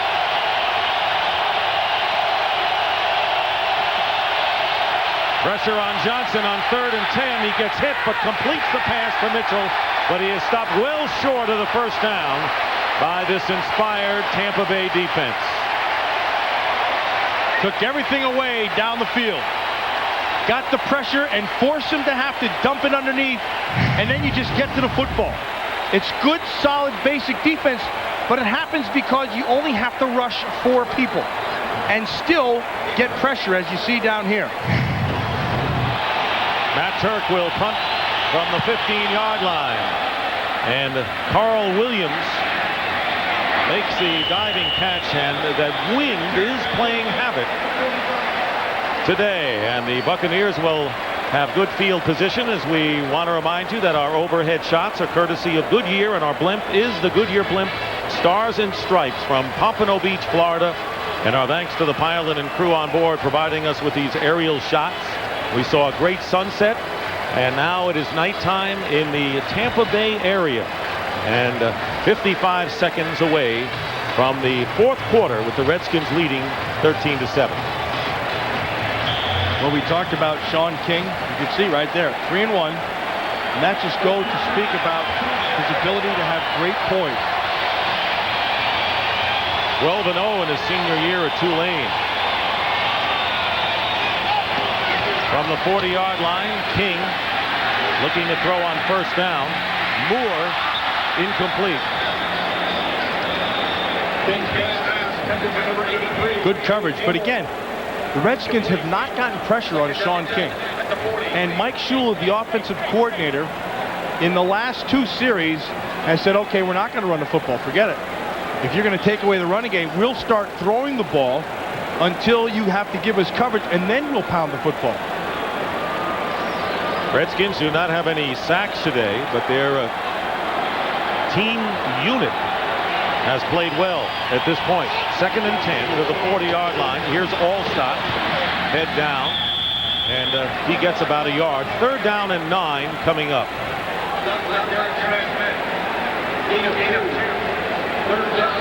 Warwick Dunn, who was on the sidelines, and as you mentioned, Matt, has been a threat as a deep pass receiver in the last series, comes back into the game, replacing Allstott. Well, they've tried to cover him with the safety, and you saw the interference call, and they've tried to cover with the linebacker. You've seen him beat him. He creates problems, much like what happens with Marshall Faulk, who he has a great amount of respect for. Yes, he does. Sean King, like Brad Johnson, has thrown 1 interception. 3rd down and 8. King stays in the pocket, and his pass to McDonald is overthrown. So a 4th down coming up, and before that, before the kick, that is the end of the 3rd quarter with the score, the Redskins 13 and the Buccaneers 7. Fox NFL Sunday will continue right after these messages.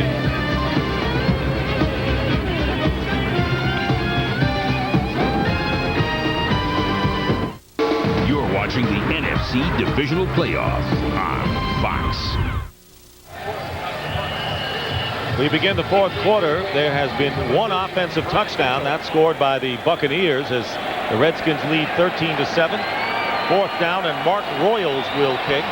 Brian Mitchell back deep for Washington. And a short kick, and Mitchell on the run, returning, and a hit and down at the 28-yard line.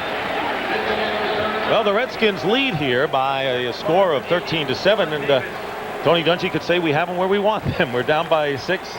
Yeah, but also, that's what Norv Turner said, too. He said, if it's close going into the 4th quarter, we're going to win this football game.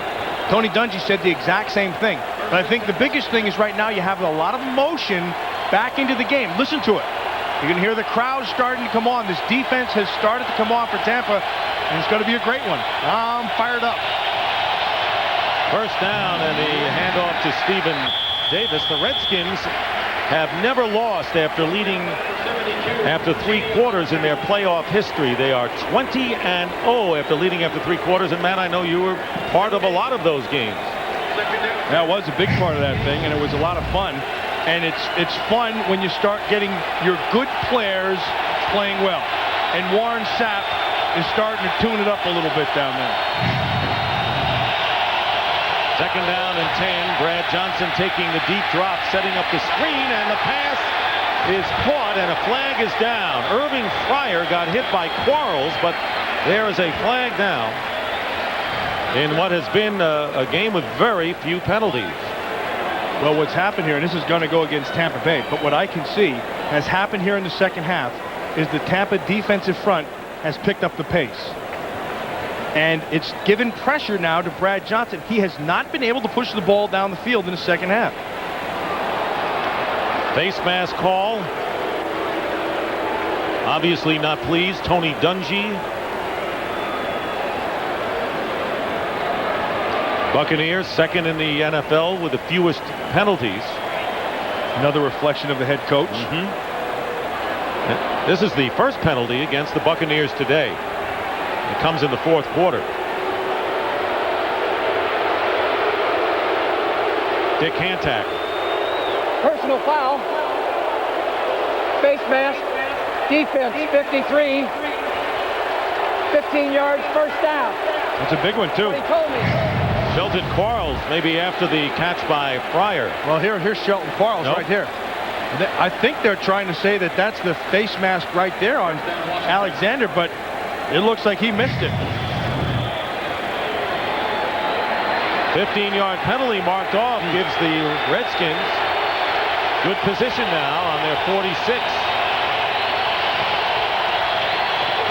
Stephen Davis is buried by Derek Brooks, and a loss of 2 yards, and one of the hardest hits we've seen today. We talked about the patience that it has to come from the sideline of the offense. But let's not forget the patience of the defense in Monty Kiffin. And here they come. And what they're bringing is a couple of run blitzes. And that time was an excellent read by Derek Brooks, who came, saw the void, and essentially a good linebacker becomes a running back. He reads the same things with those eyes, ends up with a great pop. And he's headed to the Pro Bowl once again for the 3rd straight year. So it'll be 2nd and 12. Skip Hicks has come in at running back for the first time today for the Redskins. Hicks and Stephen Davis battled in preseason to win the job, and Davis won, and the rest is history. Play fake to Hicks. Johnson fumbles. Loose ball. Warren sacked. He's got it.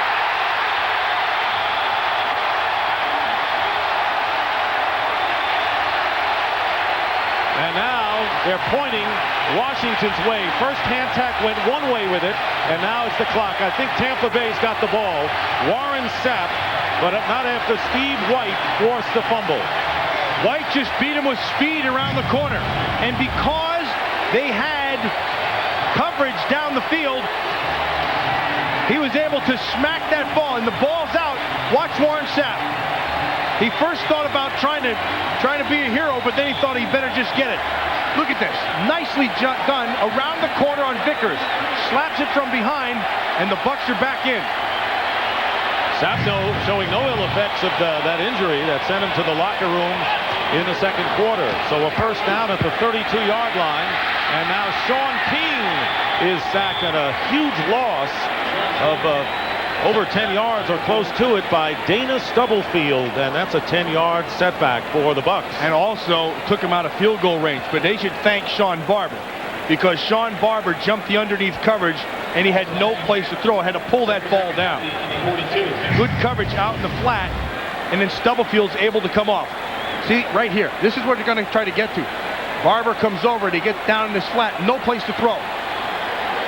Big play by the defense coming right back after that unfortunate play for Washington on the fumble. 2nd and 20. Design sprint out. King. Bobble and a catch. Bert Emanuel's got it. And they get a lot of those yards back. They'll be short by about 4. Mark McMillan on the hit on Bert Emanuel. I was waiting for this from Mike Shula, the offensive coordinator.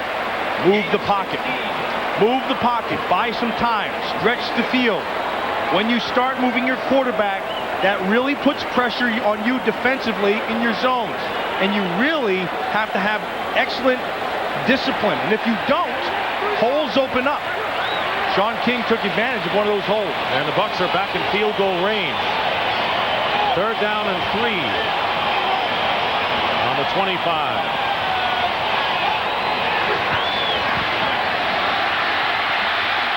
King. And King is going to fumble, and it's picked up by Warwick Dunn. And Dunn will have the first down for Tampa Bay on a broken play. Sean Barber forced the fumble, and Dunn picks it up. And a big play for Tampa Bay on 3rd down. He was looking down the field for Yatil Green. It wasn't there. And then Darrell Green stayed on Green. No place to go with the ball. And then Sean Barber slapped the ball away. But look at the heads-up play. Warwick Dunn. It was all because of the pressure, or the coverage rather, by Darrell Green on Jaquez Green that forced him to have to come back. First down, and here is Warwick Dunn. trying to work his way in for tough yards, and Dunn. Nothing there. Marco Coleman on the tackle. What a big play. If you look back in today's game, to this point, all the big plays that's happened by this Tampa Bay offense have been Warrick Dunn. The interference call, the throw earlier right after Lynch's interception to get another first down, and that one was a monster. It was a very alert play. Yeah, not only that, but I mean, it could have been a disaster. Ball's on the ground. Dunn, because he's trailing, much like Franco Harris, just running to the football. You pick it up. Good hustle. Turned in a big play. And an 88-1 edge this half by the Buccaneers. So they have turned it around, but still trail the Redskins by 6. Sean King to, guess who? Warrick Dunn again, and Dunn tackled close to first down yardage inside the 10-yard line by Derek Smith. Maybe short by a yard, and shaken up early. Warrick Dunn has come back big here in the second half. Well, yesterday, as we were watching the film, and we spoke with Tony Dungy, Richie Zients, our producer, said, you know what, Warrick Dunn's going to make some big plays tomorrow. And Tony Dungy agreed with him, and they were both right. That's why Richie's going to be an assistant coach with his team next year. Exactly right. 2 tight ends on 3rd and 1, all stop. Very close to the sticks.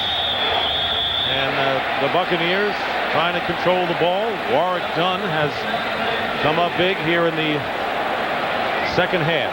Much like Darrell Green, man with great character.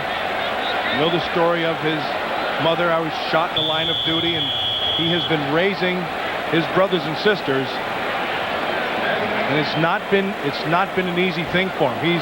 He's had to learn how to be a big brother and a father and a provider all at one thing, and I have a great amount of respect for that man, Warrick Dunn. Measuring for the first down, and the Buccaneers are short by a yard, it appears. So it'll be 4th down and 1. All game long, this defensive front of the Washington Redskins has taken away the run. Sean King is shaking him off, saying, let's go for it. 4th down and 1. And they're going to go for it.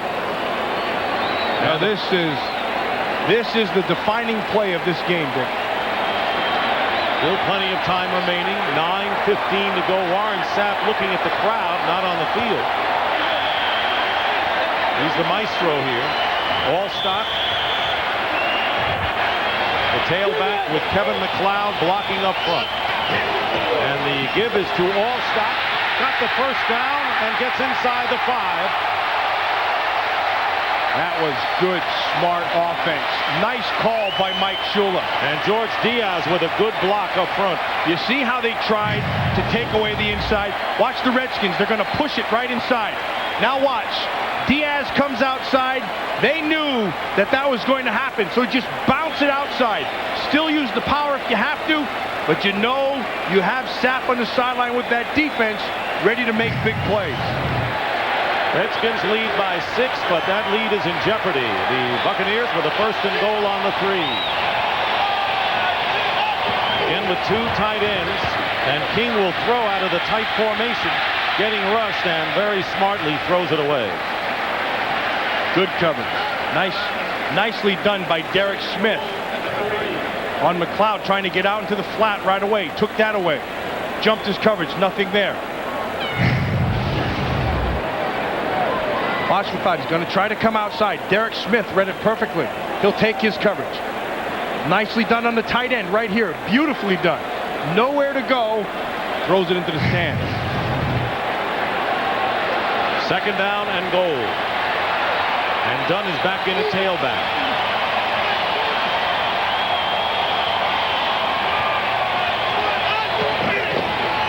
And they go to Warrick Dunn. Dunn spins away and gets to the 1-yard line. Bringing up 3rd and goal from the 1-yard line. And again, the Redskins don't let the Bucs get in there. Leamon Evans with a big play. That was big because he held on to the only thing he could, which was one leg. And limping off now is Dunn. This is several times today the Buccaneers stars. Sapp on the defensive side. And Dunn on the offensive side have had to come out. Watch the spin right here. There's the spin. He comes out of it, but watch the bottom of it. Leomon Evans holding on. He's not letting that thing go. So again, it's Allstott, the tailback. McLeod, the blocking back. From the 1, 3rd and goal. Play fake, and King, touchdown to John Davis, the tight end.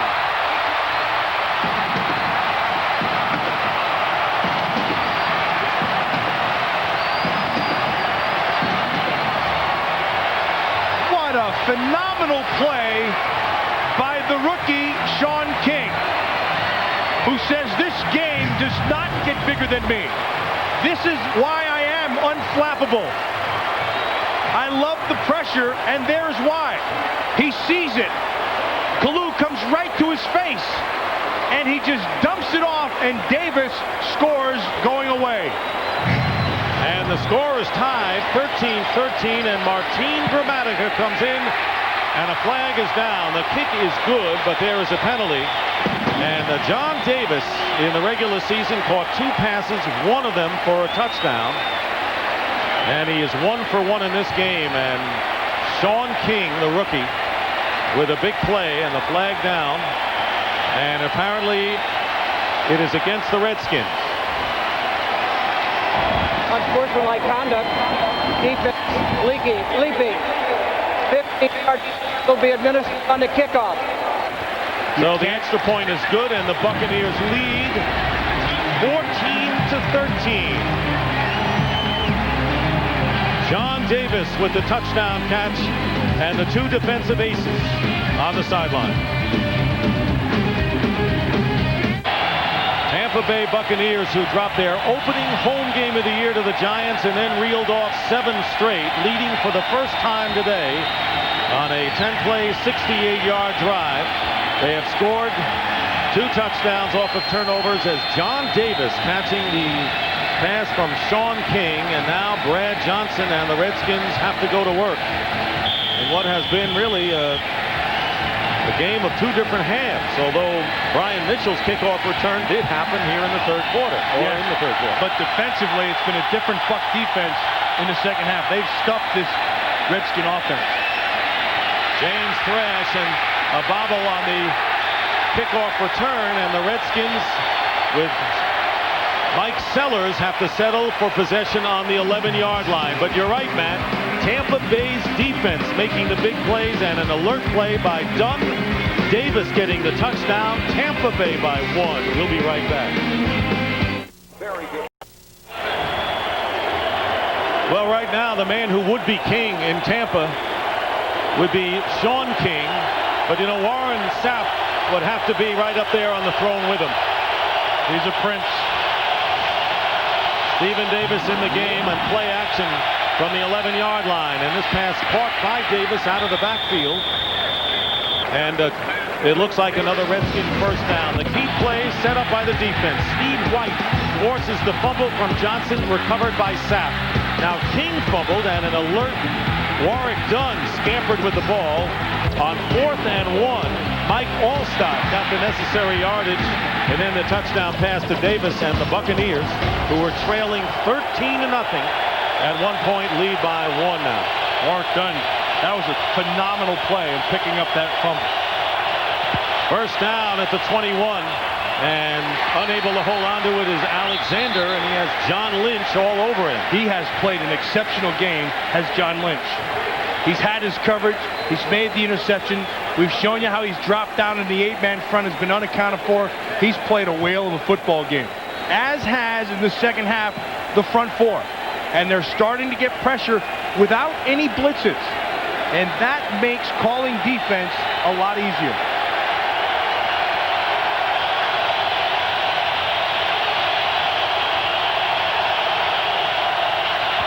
Second down and 10. Brad Johnson. And holding on to it is Larry Centers. He hasn't done that much today. He was the focal point last week against Detroit. And 4 yards loss on the play. You know, I'm just watching Stephen Davis limp off the field. And let's just take a look at those feet, because what you're seeing is a little bit of gingerly steps going on out there. In fact, he's hobbled right off the field. Gamely playing on an injured ankle and knee. 3rd down and 14.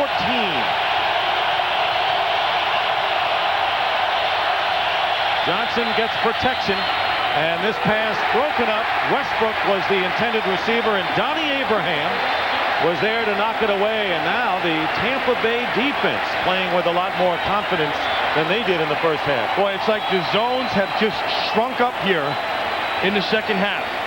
And they're able to do it again because Monty Kiffin, the defensive coordinator, is getting great pressure out of his front four. And there's no place to throw the ball back there. 4th down, and Matt Turk shanks it. And Carl Williams will let it bounce.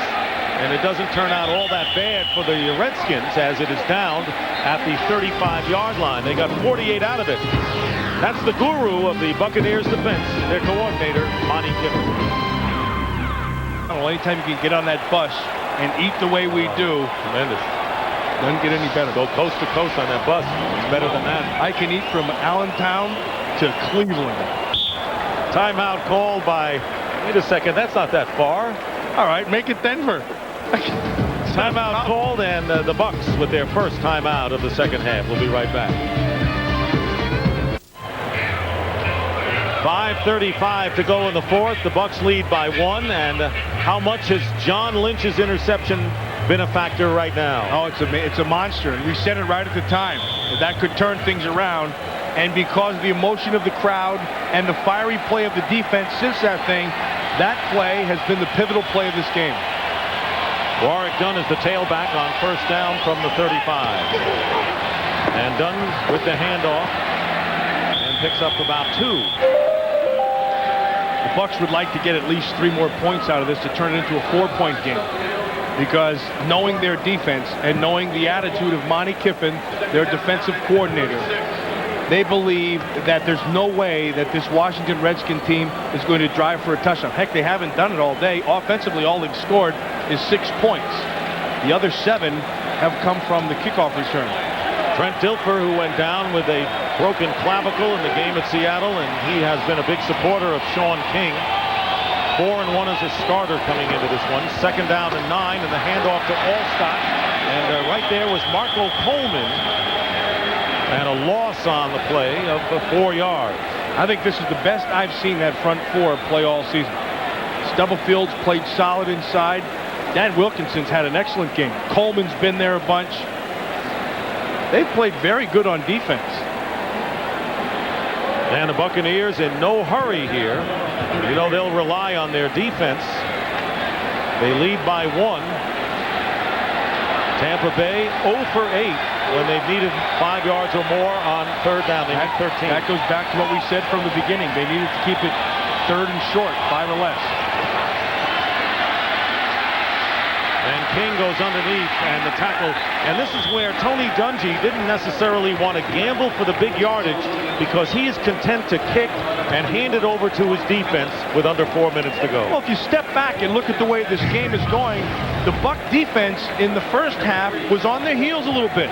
Norv Turner and that offense, led by Brad Johnson, had them kind of on the ropes.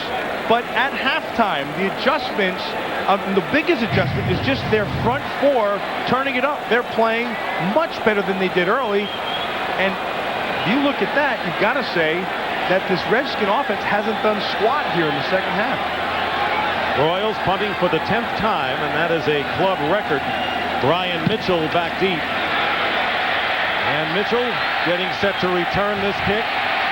And a flag is down, and Mitchell hitting the ground immediately, and now another penalty marker thrown. There's one all the way back. Damian Robinson limping. Yeah, and James Thrash, they got tangled up on the starting end of that thing.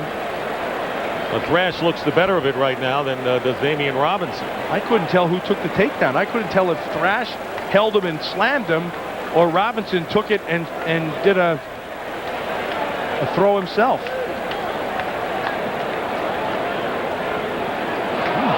It goes to Damian Robinson. Almost looks like a wrestling hip toss.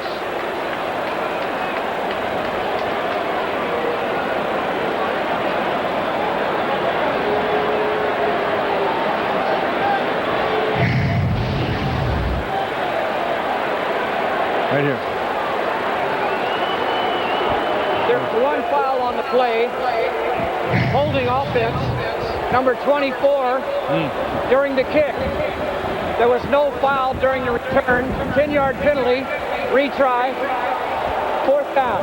Personally, I think that should have gone the other way. Thrash, see, when you're rushing the punt like that and you're responsible for a man, you don't want to let him out. And so as you take off and you rush this punt, watch Damian Robinson, 24.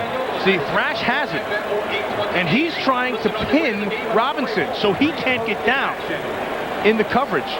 But in fact, Robinson even throws his hands up at the end. But the official throws the flag. You see that underhook there by Thrash? Actually a pretty good throw. So now it is 4th down again, and Royals will kick. Now the Redskins are looking at the far better field position as Mitchell standing on the 30-yard line. Mike Sellers jumped. Of course, the point drill is going on inside.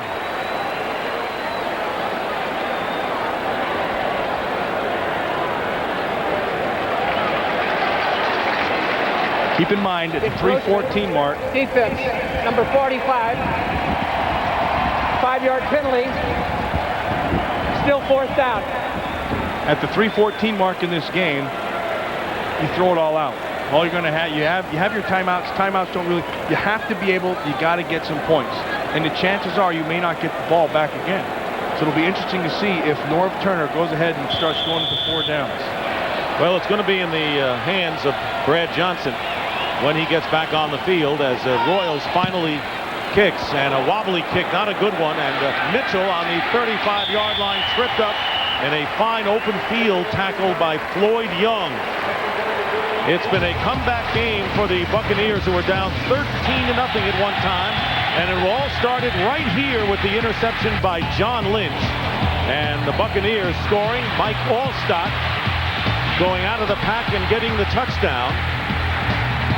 The first offensive score of the game by either team, and then the fumble caused by Steve White, recovered by Warren Sapp, and then King, before he got hit, finds John Davis, and the go-ahead score. The Bucs lead by 1 with 3:05 remaining, and a first down on the 38-yard line, and the swing pass to Skip Hicks, and the second-year back out of UCLA picking up about 5 or 6 yards with Rondy Barber defending.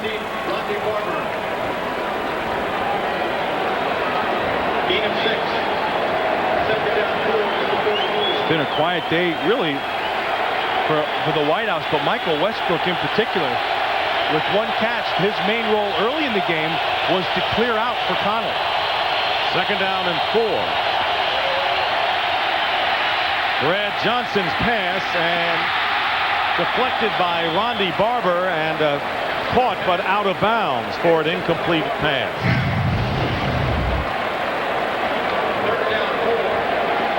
Pretty good job of stepping up. They're feeling the pressure from the backside. Marcus Jones, but they just step up and make that throw. Boy, this is really well-played defense. This is as good a zone defense that I have seen. And this is what the Buccaneers bring to the dance. It's not complicated. It's just well played. 3rd and 4 with under 3 minutes to go in the 4th. And the pass to Centers. And Larry Centers appears to have a first down, and he does. And Brad Johnson wants the team together. They want to hurry it up here, knowing that a field goal would put them in the lead again.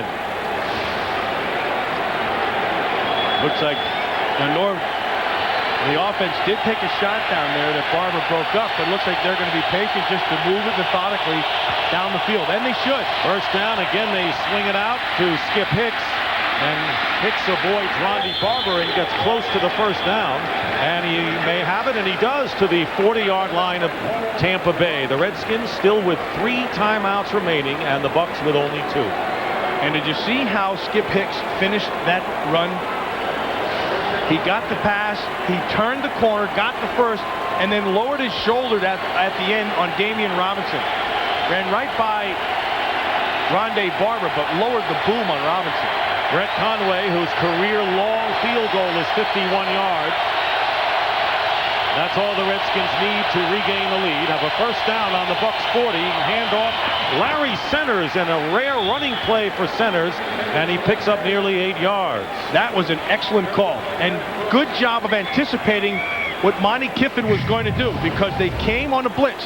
Watch, he's coming up inside, so they're going to take this thing and run it right inside and use that blitz against them. 2-minute warning here in the fourth quarter. We'll be right back.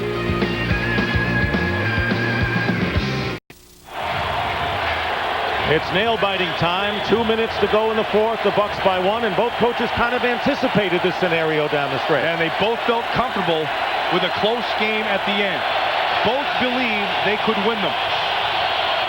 Skip Hicks is the running back. Stephen Davis out of there. 2nd down and 3 for Brad Johnson.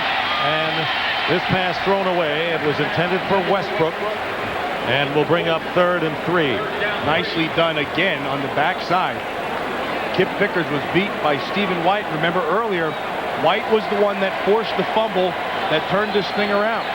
Norv Turner's record not at all anything to brag about in close games. 6 and 17 in games decided by 3 points or less. 3rd and 3 coming up at the 33. Remember, this is 4 downs here. And the handoff to Skip Hicks, nothing there. So it'll be 4th down. And remember, Conway's career long is 51 yards, and he starts to walk on. Warren Sapp made this tackle. Oh, this is a tough one right here. If you try to go for it, miss it, you're not going to get another shot. You have to take your shot. So here is Brett Conway, who has kicked 2 field goals today. The first from 28 yards to give the Redskins a 3-0 lead in the second, and then a 48-yarder after Darrell Green's interception. So this is for the lead for the Redskins, and it would match his career long of 51 yards. And now the Buccaneers will try to ice Conway with a timeout. Remember, he kicked one earlier into the wind. Now he has the wind at his back.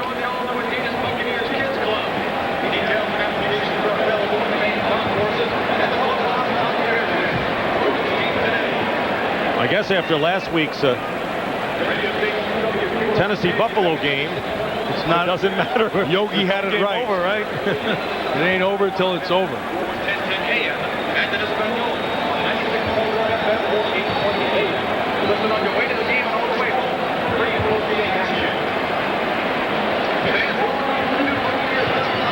It's been a well-played defensive game today, Bill. Both coaches believed it would be close. Both of them were comfortable with it coming down to the end. Both of them had confidence in thinking that they could win a close football game. And the winner of this game will move on to the NFC Championship game on Fox a week from tomorrow. Brad Johnson is the holder. The quarterback, Brad Johnson, is holding. This is a 51-yard attempt.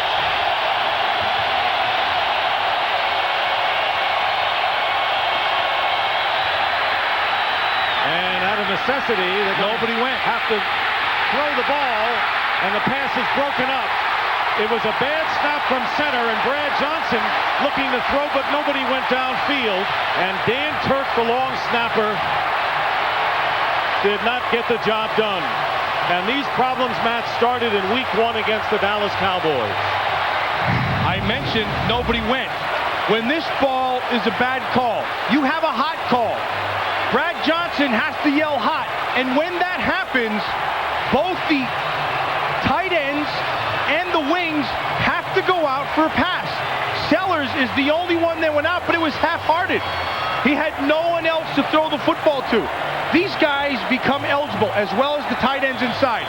And the kicker, they're all eligible. No reaction. Jenkins finally goes out, but it's too late. You know, in the back of my mind, when I saw Brad Johnson, who's normal holder, I said maybe they'll fake this for the 3 yards and get the first down. So now taking over the Buccaneers, and Mike Allstott turning the corner as we wind down to a minute remaining.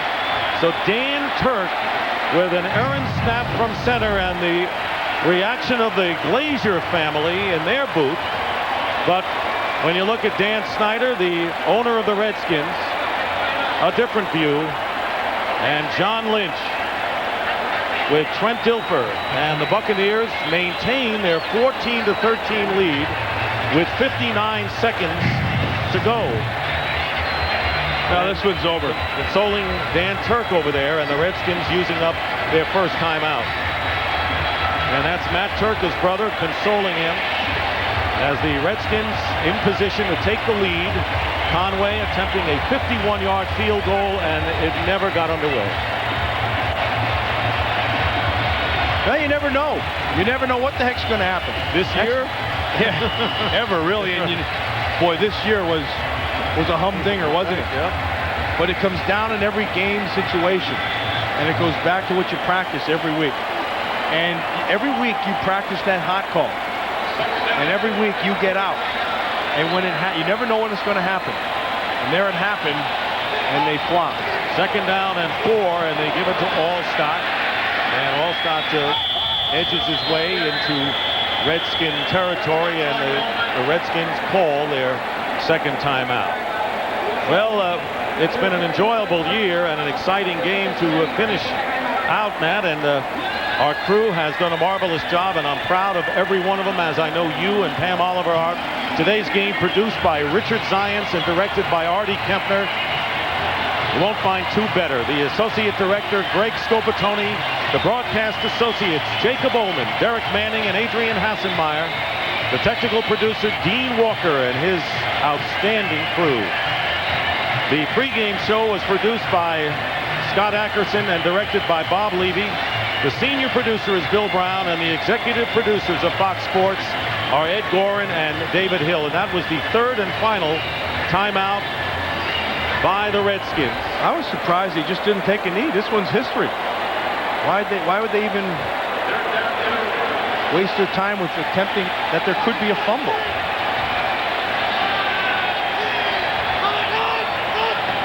Sean King will hand it off again to Allstott. Trying to stay in bounds. He does more than that.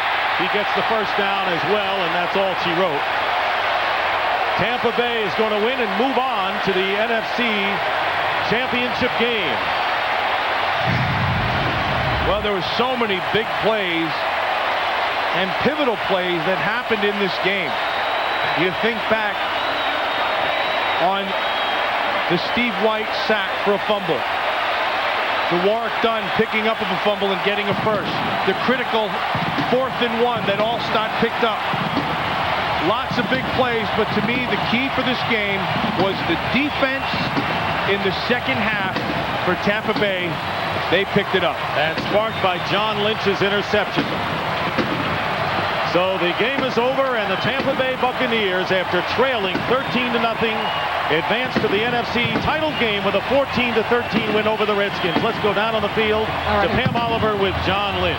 Okay, thanks a lot, Dick. John, congratulations. First, give me your thoughts about this huge win.